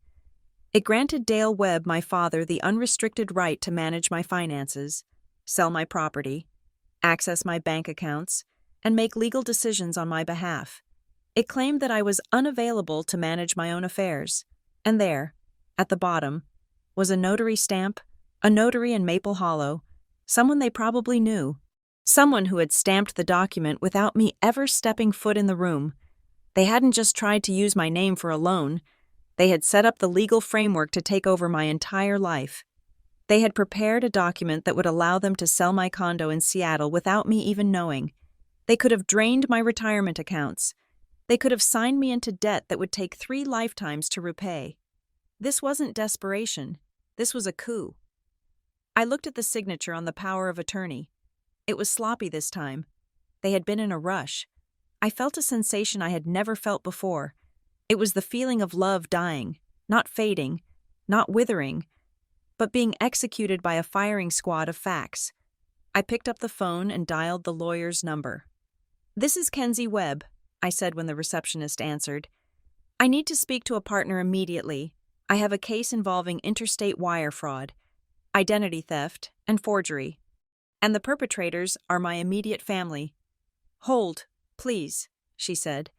I looked out the window at the rain falling on the bay. The gray water looked cold and deep. "I am not coming up for air this time," I whispered to the empty room. "I am dragging you all down to the bottom." I printed the power of attorney. I took a red pen and wrote "void" across the face of it in letters so large they tore through the paper. Then, I prepared for the counterstrike. I wasn't just going to defend myself. I was going to dismantle their entire operation, brick by brick. They wanted a legacy. I would give them one. I would give them a legacy of court dates and restraining orders. I was done being the background noise. I was about to become the siren they couldn't turn off. The first 48 hours after I discovered the power of attorney were not spent in a state of mourning. There were no tears, no screaming into pillows, and absolutely no hesitation. I entered a state of cold, mechanical efficiency. I treated my life like a compromised server. When a system is breached by a malicious actor, you do not ask the hacker why they did it. You do not try to negotiate with the virus. You isolate the network. You purge the infected files. And you rebuild the firewalls with encryption so heavy that nothing short of a quantum computer could break through. I started with the basics. I walked into my mobile provider store and requested a new number. I did not port the old one. I wanted that 10-digit string of numbers. The one my sister used to send guilt-inducing texts and my father used to facilitate fraud, to lead to a dead end. I set up the new account with a verbal password that was a random string of nonsense words only I knew. Then came the banks. I closed every account that had even a whisper of a connection to my previous life. I opened new accounts at a credit union that had no branches in Virginia. I placed a freeze on my credit reports at all 3 major bureaus: Equifax, Experian, and TransUnion. I set up alerts so aggressive that if a mouse sneezed near my social security number, I would get an email about it. I enabled 2-factor authentication on everything, using a hardware security key that I kept on a chain around my neck. But digital distance was not enough. I needed physical distance. My condo in Belltown, with its view of Elliott Bay that Brent had coveted so openly, now felt like a display case. They knew where it was. They knew what it was worth. It felt tainted by their jealousy. I listed it quietly. In the current market, it sold in 4 days. I moved south. I chose a neighborhood called Tacoma Hills. It was still in the greater Washington area, but it was worlds away from the tech bro glossy aesthetic of downtown Seattle. It was a place of steep streets, old craftsman houses, and neighbors who valued privacy over performance. I bought a house that was smaller than my condo but built like a bunker. It sat on a hill, surrounded by tall cedars that blocked the view from the street. It did not have a marble island or a smart fridge. It had good bones, thick walls, and a heavy oak front door with a deadbolt that made a satisfying, solid thunk when I locked it. I did not forward my mail. I rented a post office box in a different zip code for official correspondence, to the world, and specifically to the Webb family. Kenzie Webb had simply ceased to exist at her last known coordinates. The temptation to go public was there, hovering in the back of my mind like a dark cloud. I wanted to post the forged documents on Facebook. I wanted to tag Tessa and write, "This is what she really is." I wanted to scream the truth so the whole town of Maple Hollow would know that their golden girl was a fraud and their jovial father was a criminal. But I held back. I understood the psychology of the narcissist and the manipulator. If I created a scene, I would be giving them exactly what they wanted, a narrative. They would twist my anger into instability. They would say I was having a mental breakdown. They would play the victims of my cruelty by staying silent, by denying them a public reaction. I was starving them of the oxygen they needed to ignite their gaslighting. Silence was not passivity. Silence was strategic concealment. I channeled that energy into something else. I started mentoring. It began by accident when a junior analyst at my firm, a brilliant young woman named Sarah, came to me in tears because her parents were pressuring her to co-sign a loan for her brother's car. I took her to coffee. I looked her in the eye. "Do not sign it," I told her. "But they said I am selfish," she sniffed. "They said I make so much money now, and family helps family." "Family does not ask you to set yourself on fire to keep them warm," I said. My voice was hard, but it was the hardness of a shield, not a weapon. Money is not love, Sarah. Boundaries are not betrayal. If their love for you is conditional on your compliance with their financial demands, then it is not love. It is a transaction, and you are allowed to decline the transaction. She listened. She didn't sign. And seeing the relief on her face gave me a sense of purpose that no promotion ever had. I started meeting with other women in the industry, quietly, one-on-one. We didn't just talk about coding or compliance frameworks. We talked about the dark side of success, the way it turns you into a target for the people who are supposed to protect you. I taught them how to structure their assets to be untouchable. I taught them that no is a complete sentence. I was building a small army of women who would not be background noise in their own lives. My own home needed life, too. It was too quiet. The silence was safe, yes, but it was also sterile. I went to a local shelter on a rainy Saturday. I walked past the cute puppies and the purebreds. I stopped at a cage in the back. Inside was a scruffy terrier mix, about 3 years old. He had wiry gray hair that stuck out in every direction, one ear that stood up, and one that flopped down. He wasn't barking. He was just watching the chaos around him with a guarded, intelligent expression. The volunteer told me he had been returned twice. "He is not very cuddly," she warned. "He is a bit independent. He just likes to be near you, but he doesn't want to be smothered." "I will take him," I said. I named him Static. It was a homage to the role I had played for 33 years. To my family.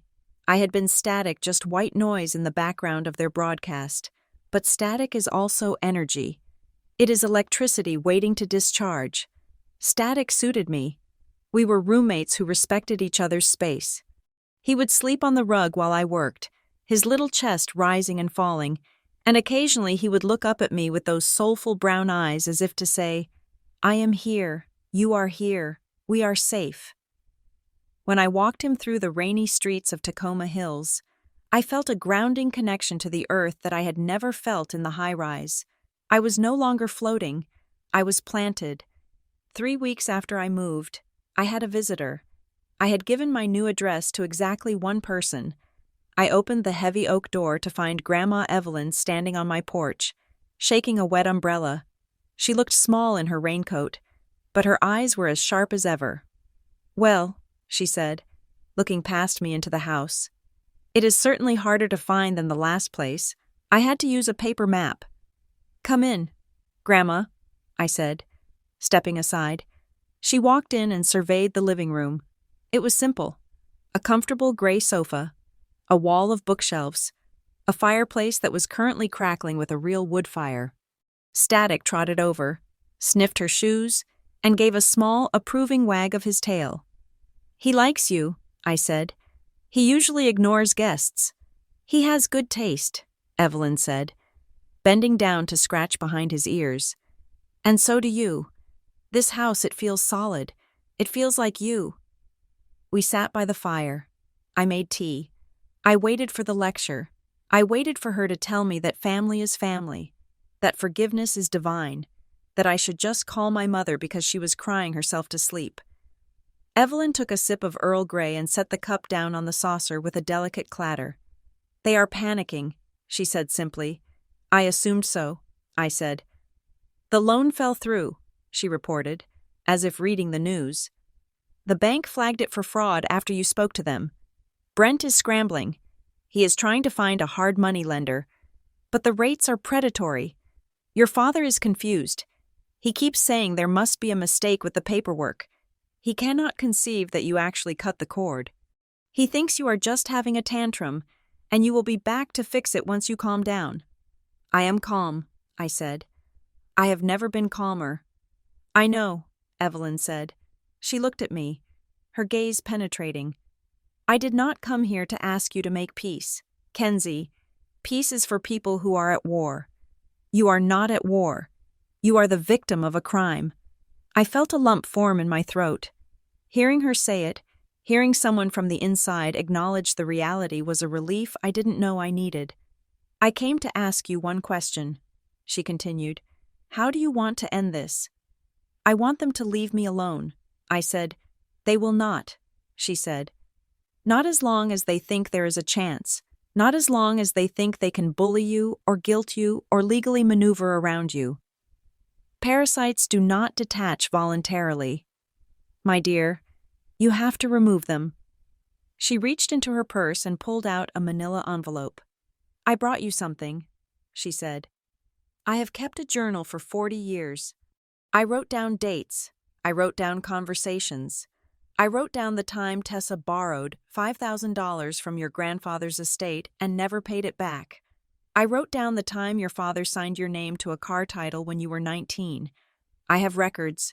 Kenzie," she slid the envelope across the coffee table. "If you are going to fight them," she said, "you need ammunition. I am too old to fire the gun, but I can supply the bullets." I placed my hand on the envelope. It felt warm. "Why?" I asked. "Why help me against your own daughter?" "Because Lori is my daughter," Evelyn said, her voice trembling slightly. "And I failed her. I let her become this. I let her think that appearances mattered more than character. But you are the only one of them who managed to grow straight in a crooked garden. I will not let them choke you out." After Evelyn left, I sat by the fire with Static for a long time. I looked at the envelope. I thought about the power of attorney with the red void written across it. I realized then that my initial plan to just hide was insufficient. Hiding was a defensive measure, but defense does not win games, and it certainly does not stop predators. As long as that LLC existed, as long as my signature was out there on documents I hadn't seen, as long as they had the audacity to think they owned me, I was in danger. I needed to close the loop. I needed to make the consequences of their actions so concrete, so legally binding, that they would never dare to speak my name again. I picked up my phone and called the lawyer I had retained. "Mr. Vance, I am ready to move forward," I said. "Good," Vance said. "We have the affidavit from the bank. We have the metadata from the PDF. What is your goal? Ms. Webb, do you want to settle? Do you want an apology?" "No," I said. I don't want an apology. An apology is just words, and my family is very good with words. I want a dissolution. I want a cease and desist with teeth. I want a legal wall so high that they cannot climb it. We can do that, Vance said, but it will be aggressive. We will have to file a civil complaint to force the dissolution of the LLC if they don't agree to remove you. It will become public record. Let it be public, I said. I am done protecting their secrets. I spent the next week compiling the dossier. It was a grim task. I organized the emails where Brent asked for money. I transcribed the voicemail where he threatened me. I scanned the forged power of attorney. I added Grandma Evelyn's journal entries, which established a pattern of financial abuse going back decades. It was a mountain of evidence. It was a story of exploitation told in timestamps and bank transfers. As I clamped the binder shut, I felt a strange lightness. For years, I had carried the weight of their expectations, their disappointments, and their needs. I had carried the shame of not being enough and the guilt of having too much. But looking at that binder, I realized the weight wasn't mine to carry.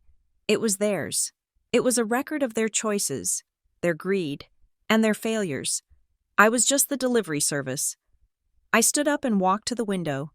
The rain had stopped, and the clouds were breaking over the sound. A shaft of pale sunlight hit the trees in my backyard. I was building a new life here, a life of integrity, a life of chosen family. Like Sarah and Static and Evelyn, a life where my value was intrinsic, not transactional, but to fully inhabit this new house, I had to clear out the rot from the foundation. Come on, Static, I said, grabbing his leash. Let's go for a walk. We have a big day tomorrow. He barked and spun in a circle, his claws clicking on the hardwood. Tomorrow. I was flying back to the East Coast, but I wasn't going as the dutiful daughter. I wasn't going to fix the Wi-Fi. I was going to deliver a legal summons that would shatter the silence of Maple Hollow forever. I was going to turn off the background noise and turn up the volume on the truth. The silence I had imposed on my life was not empty. It was heavy, like the air before a thunderstorm. I went about my days in Tacoma Hills, walking Static through the mist, mentoring Sarah on salary negotiations, and consulting with Mr. Vance on legal strategies. But I kept one ear to the ground. I knew that when you cut off the supply line to a group of desperate people, the reaction is never immediate acceptance. First comes the denial, then the anger, and then the frantic scrambling. The first ripple of the incoming wave arrived on a Thursday morning in the form of a voicemail from a number I did not recognize. It was a local area code from back home, but not one stored in my contacts.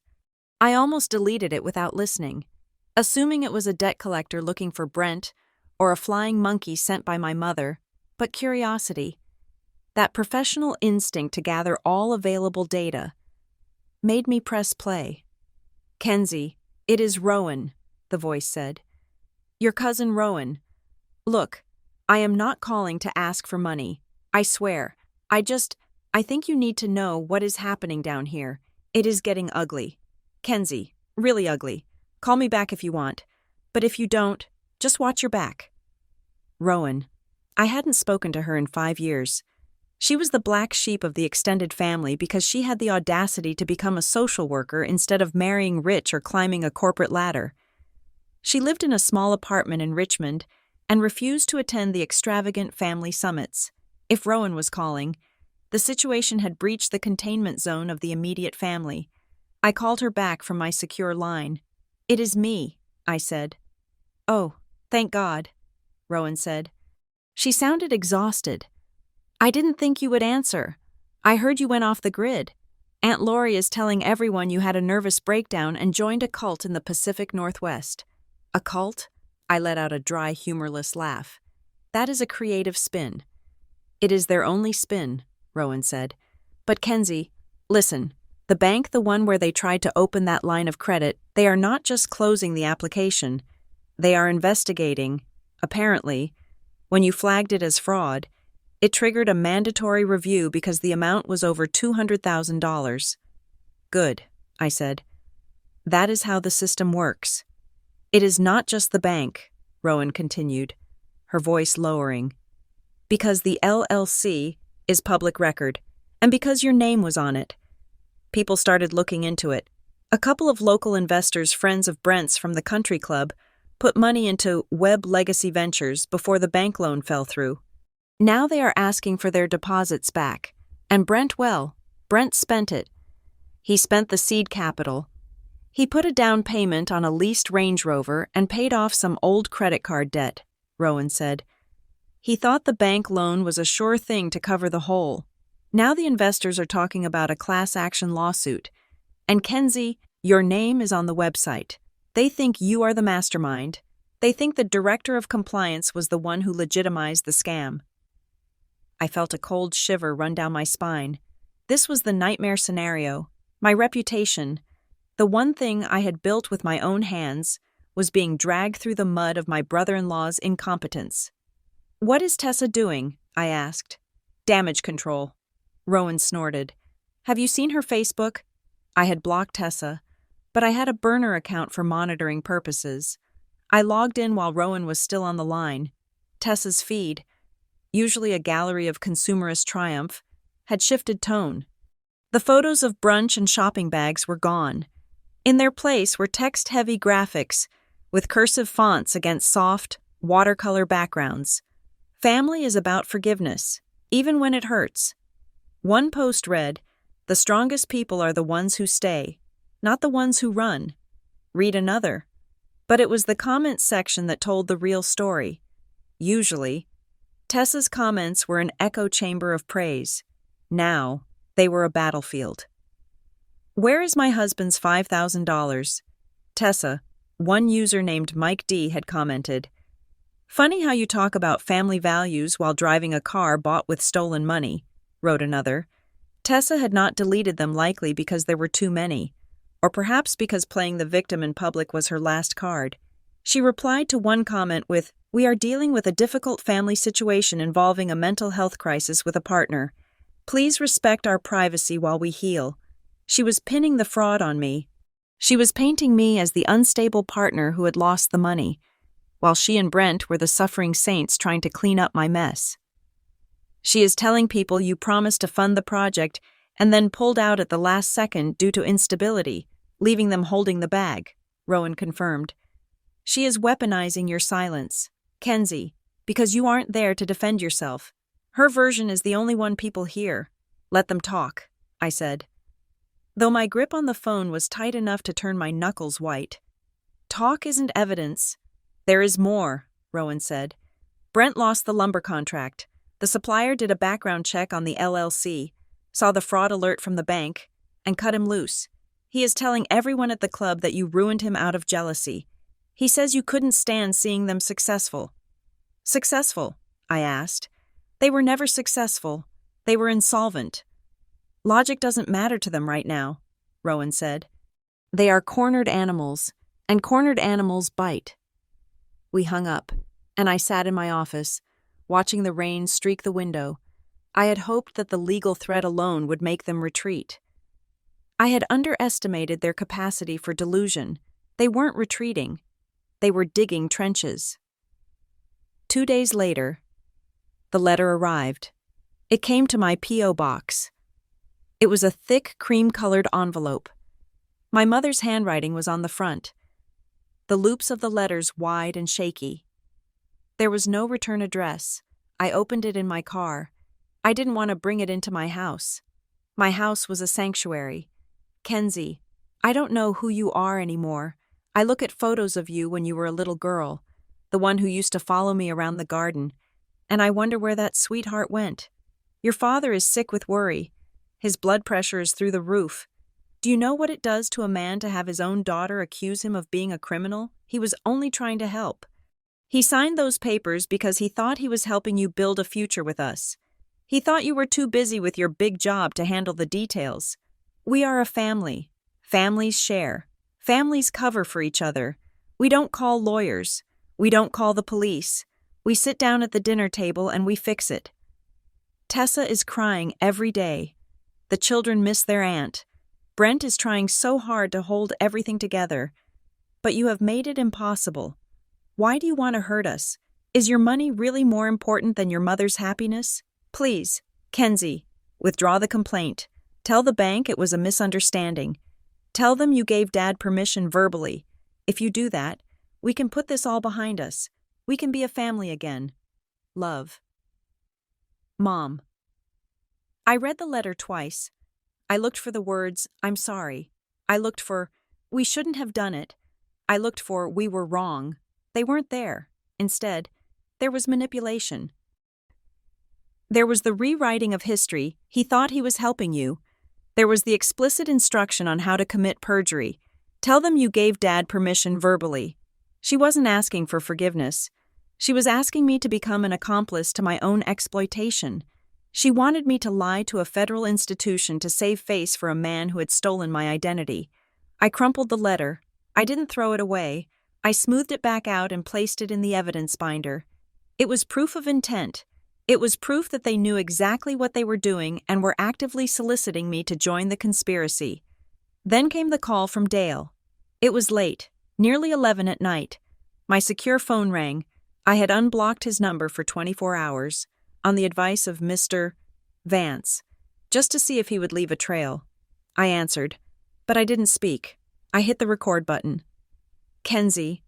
His voice was low, gravelly. It sounded like he had been drinking. Kenzie, pick up. I know you are there. I breathed quietly. Look, he said. This has gone far enough. You made your point. You are the big shot. You have the power. Congratulations. He paused, waiting for me to argue. I gave him nothing. I spoke to a buddy of mine. He continued. He knows the DA in Wakeford. He says if this goes to court, it is going to be a mess for everyone. For you too. You don't want your fancy company in Seattle finding out you are mixed up in a fraud trial. Do you? It was a threat, a clumsy, veiled threat. I can fix this, he said, his voice shifting to a tone of false benevolence. I can make the investors go away. I just need you to sign a retroactive affidavit. Just a piece of paper saying you knew about the LLC. That is all. You sign it, I show it to the bank. The investigation stops, and nobody goes to jail. I will even pay you back the $75,000. Eventually, just don't make a scene. Kenzie, don't be that girl. Don't be that girl. The girl who ruins the party. The girl who points out the emperor is naked. I am not that girl anymore. Dad, I said. Kenzie, he shouted, the mask slipping instantly. You listen to me. You owe me. I raised you. I put a roof over your head. You ungrateful little... I hung up. I saved the recording. I emailed it to Mr. Vance. The final piece of the puzzle, the one that forced my hand, came from Rowan again.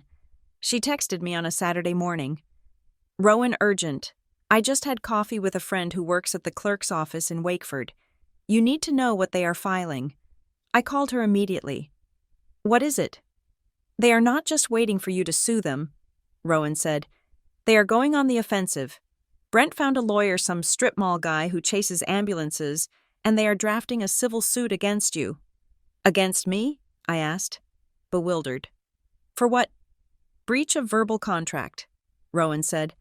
They are claiming that over Thanksgiving dinner, you verbally agreed to be the managing partner and promised the funding. They have 3 witnesses, Brent, Tessa, and your parents.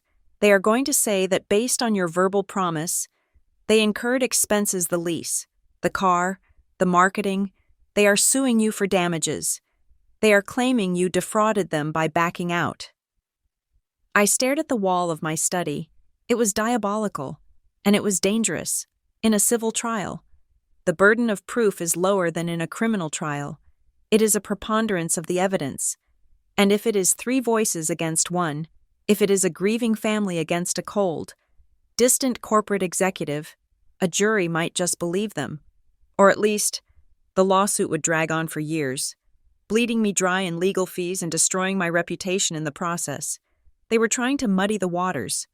They knew they couldn't win a criminal case, so they were trying to turn it into a messy domestic dispute where the truth gets lost in the noise. They are betting on you not showing up, Rowan said. They think you are too busy, too important, or too scared to fly back to North Carolina and stand in a courtroom. They think you will settle just to make it go away. I felt a cold calm settle over me. It was the same calm I felt when I was dealing with a massive data breach. I analyzed the threat, I assessed the vulnerabilities, and I formulated a response. They wanted a murky civil dispute. I would give them a crystal-clear criminal indictment. They relied on the fact that I was the background noise, the one who avoided conflict, the one who fixed things quietly. They thought I would send a lawyer. They thought I would send a check. They were wrong. "Rowan," I said, "do you have a spare bedroom?" "Always," she said. "Why?" "Because I am coming back," I said. "And I am not coming to settle." I hung up the phone. I looked at Static, who was sleeping by the fire. I looked at the binder of evidence on my desk. It was thick with the history of their exploitation. I booked a flight to Charlotte for the following Tuesday. I called Mr. Vance. "File the response," I told him, "and prepare the exhibits. I want everything ready, the bank records, the metadata, the affidavit from the notary if we can get it, and the voicemail I just sent you." "Are you sure you want to appear in person?" Vance asked. "It will be emotional." "That is exactly why I have to be there," I said. "They need to see me, not a screen, not a signature, me." I wasn't going back to reconcile. I wasn't going back to argue. I was going back to be the grim reaper of their delusions. They had used my name to build a house of cards. I was going to be the wind that knocked it down. The background noise was over. The broadcast was about to begin. The mediation room at the Wakeford County Courthouse was a windowless box designed to suck the emotion out of human conflict. The walls were a neutral beige. The carpet was a stain-resistant gray, and the air conditioning was humming at a low, aggressive frequency. It was the kind of room where dreams went to die and settlements were born out of exhaustion. I arrived 15 minutes early. My lawyer, Mr. Vance, was already there, arranging a stack of binders on the mahogany table with the precision of a surgeon laying out instruments. "They are in the waiting area," Vance said, not looking up. "They brought a lawyer, a Mr. Henderson. I looked him up. He mostly handles traffic violations and zoning disputes." "Let them wait," I said. I sat down in the chair facing the door. I was not wearing the comfortable sweaters I wore in Tacoma Hills. I was wearing the same charcoal suit I wore when I fired people. I had my hair pulled back tight. I checked my watch. At 10 o'clock sharp, the door opened. They walked in like a funeral procession. My father, Dale, led the way, wearing a suit that was a size too big, likely bought for a wedding a decade ago. My mother, Lori, followed, clutching her purse to her chest as if she expected to be mugged. Then came Tessa and Brent. Tessa looked pale, her eyes rimmed with red, wearing a modest cardigan that screamed, "Innocent suburban mother." Brent looked like a man who hadn't slept in a week. His skin was sallow, and his arrogance seemed to have evaporated, leaving behind a jittery, nervous energy. Their lawyer, Mr. Henderson, trailed behind them, looking harried and already out of his depth. They stopped when they saw me. For a moment, nobody moved.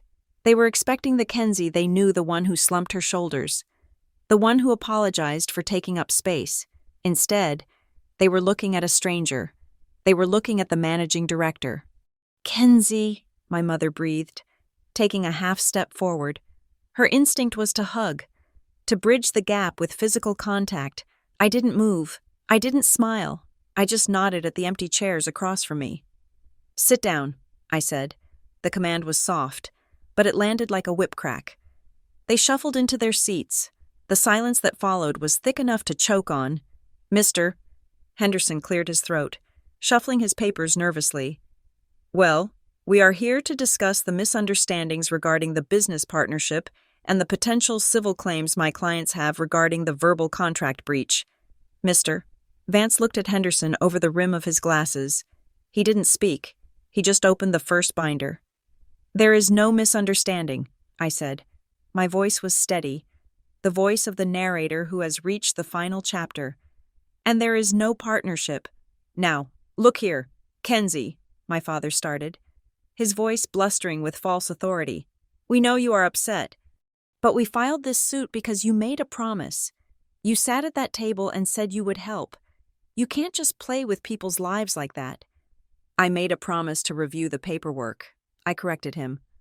"I did not promise to fund a fraudulent enterprise." "Fraud is a strong word," Brent snapped, though his voice cracked. "We were setting up the structure. It takes time." I reached into the binder and pulled out a single sheet of paper. I slid it across the table. "This is a timeline," I said.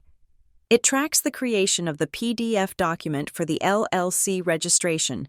The metadata shows it was created on your laptop, Brent, 3 days after I left North Carolina. It shows the digital insertion of my signature, a signature that was lifted from a birthday card I sent Mom 2 years ago. The forensic analysis is quite clear. The loop on the K is identical to the pixel level." Brent went white. He looked at the paper, then at me. I slid a second document across.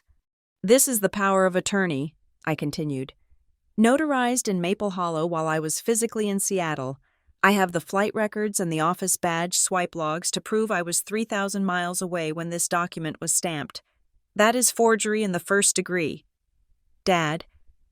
Dale opened his mouth, then closed it. He looked at Henderson for help, but the lawyer was busy reading the timeline with a look of growing horror. "It was a misunderstanding with the papers," Dad sputtered, his face flushing red. "I thought since we were partners, I could sign for you to speed things up. I was trying to help you."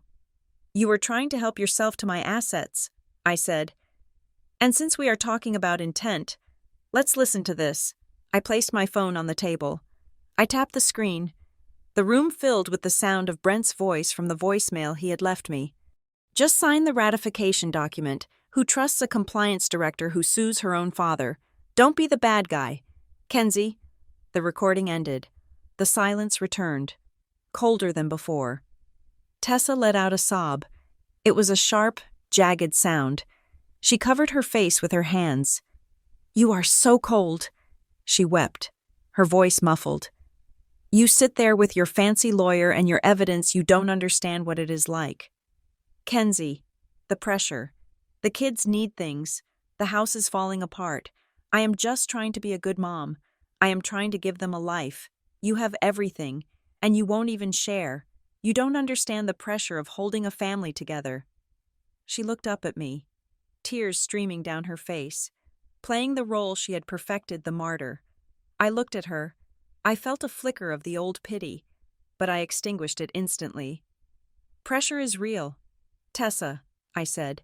"I know pressure. I manage risk for a living.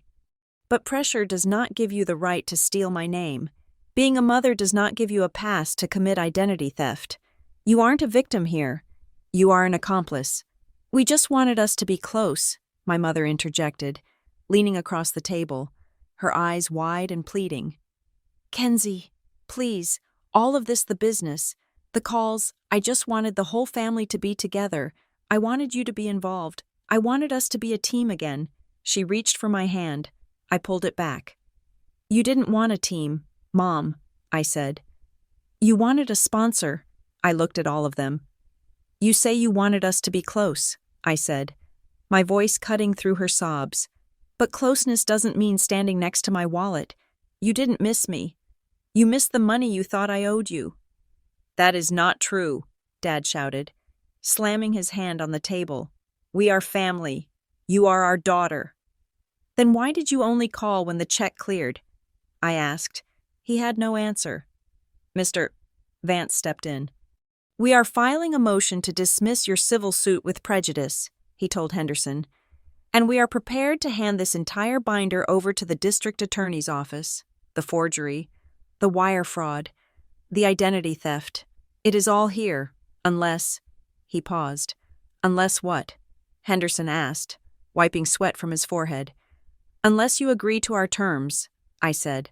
I pushed the final document across the table. 1. I listed. You will dissolve Web Legacy Ventures immediately. 2. You will sign a confession of judgment admitting that my signature was forged and that I have no liability for any debts incurred. 3. You will repay the $75,000 you took from the investors. I don't care how you do it. Sell the leased car, sell the house. That is your problem. And 4. I took a breath. You will sign a permanent no-contact order, no calls, no emails, no letters, no showing up at my house. If you contact me again, for any reason, the deal is off and I press charges. No contact, Mom whispered. Kenzie, you are divorcing us.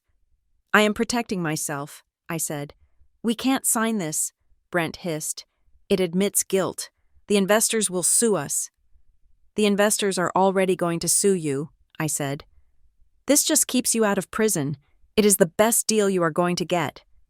This is ridiculous, Tessa spat, her sadness turning instantly to venom. You are bluffing. You wouldn't send your own family to jail. You don't have the stomach for it. It is just your word against ours. Dad will say you gave permission. Mom will say it. I will say it. 3 against 1. Who is the jury going to believe, the loving family or the bitter spinster who moved away? That is a valid point, a voice said from the back of the room. Everyone turned. The door opened. An elderly woman walked in, leaning on a cane, wearing a wool coat that looked like it had seen better decades. It was Grandma Evelyn. My mother gasped. Mother, what are you doing here? Evelyn didn't look at Lori. She walked slowly to the table. She reached into her purse and pulled out a notarized affidavit. She placed it on top of my binder. I am here to be the tiebreaker, Evelyn said. She looked at Tessa, whose face had drained of all color. I submitted a witness statement, Evelyn said, her voice clear and strong. I was on the patio the night of the anniversary party. I heard the entire conversation. I heard you, Tessa, say that Kenzie was pathetic and desperate. I heard you, Dale, say she owed you back rent. I heard the plan to milk her gently before she realized what was happening. The room was so quiet you could hear the hum of the air conditioning unit. You? Lori stammered. You spied on us. I listened, Evelyn corrected, and I wrote it down, and I swore to it under oath this morning. She turned to Henderson. Counselor, if this goes to trial, I will take the stand, and I will tell the jury exactly what kind of loving family this is. Tessa slumped back in her chair. Defeated, Brent put his head in his hands. Dale looked at the table, unable to meet his mother's eyes. They knew it was over. The narrative they had built, the story of the ungrateful daughter and the supportive family, had just been shattered by the matriarch herself. Where do we sign? Henderson asked quietly. It took an hour to finalize the paperwork. I watched them sign, one by one. They didn't look at me. They signed away their claim to my life. They signed away their right to my name. When it was done, Vance gathered the papers. You are free to go, Vance said. They stood up. My mother lingered for a second, looking at me with eyes that were filled with a mixture of fear and confusion. She opened her mouth to speak, perhaps to try one last guilt trip, but Evelyn stepped between us. Go, Lori, Evelyn said. Evelyn. It is finished. They walked out. The door closed behind them with a soft click. I sat there for a moment. I thought I would feel triumphant. I thought I would feel a surge of adrenaline, but I didn't. I felt light. I felt like a heavy coat had been taken off my shoulders after wearing it for 30 years. Good work, Vance said, closing his briefcase. We will file these this afternoon. Thank you. Mr. Vance, I said. I turned to Evelyn. Thank you, Grandma. Don't thank me, she said, patting my hand. Just go live your life, and buy that dog a good bone. I flew back to Seattle that night. The drive to Tacoma Hills was dark and rainy. I pulled into my driveway. The house was dark, but the motion sensor light flicked on as I approached the door. It was a welcoming light. I unlocked the heavy oak door. Static came running down the hall, his nails clicking on the floor, his tail wagging so hard his whole body shook. I dropped my bag and knelt down, burying my face in his scruffy gray fur. He licked my cheek, making a soft whining sound. I am home, Buddy, I whispered. I am really home. I walked to the back window and looked out. The rain had stopped. The clouds were parting, revealing a sliver of the moon reflecting off the water of the Sound. It was quiet.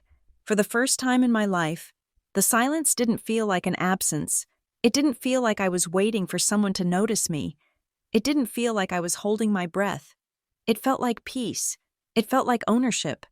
I had lost a family, yes, but I had found myself. I had turned off the background noise, and in the stillness that followed, I finally heard the only voice that mattered. My own. Thank you so much for listening to Kenzie's story. It is a hard journey to realize that the people who are supposed to love you are the ones holding you back. But sometimes, walking away is the only way to save yourself. I would love to know where you are tuning in from today. Are you listening from a busy city like Seattle? Or somewhere quiet like Maple Hollow? Let me know in the comments below so we can connect. If you enjoyed this story, please subscribe to Emma Revenge Stories, hit that like button, and smash the hype button to help this video get discovered by more people who might need to hear it.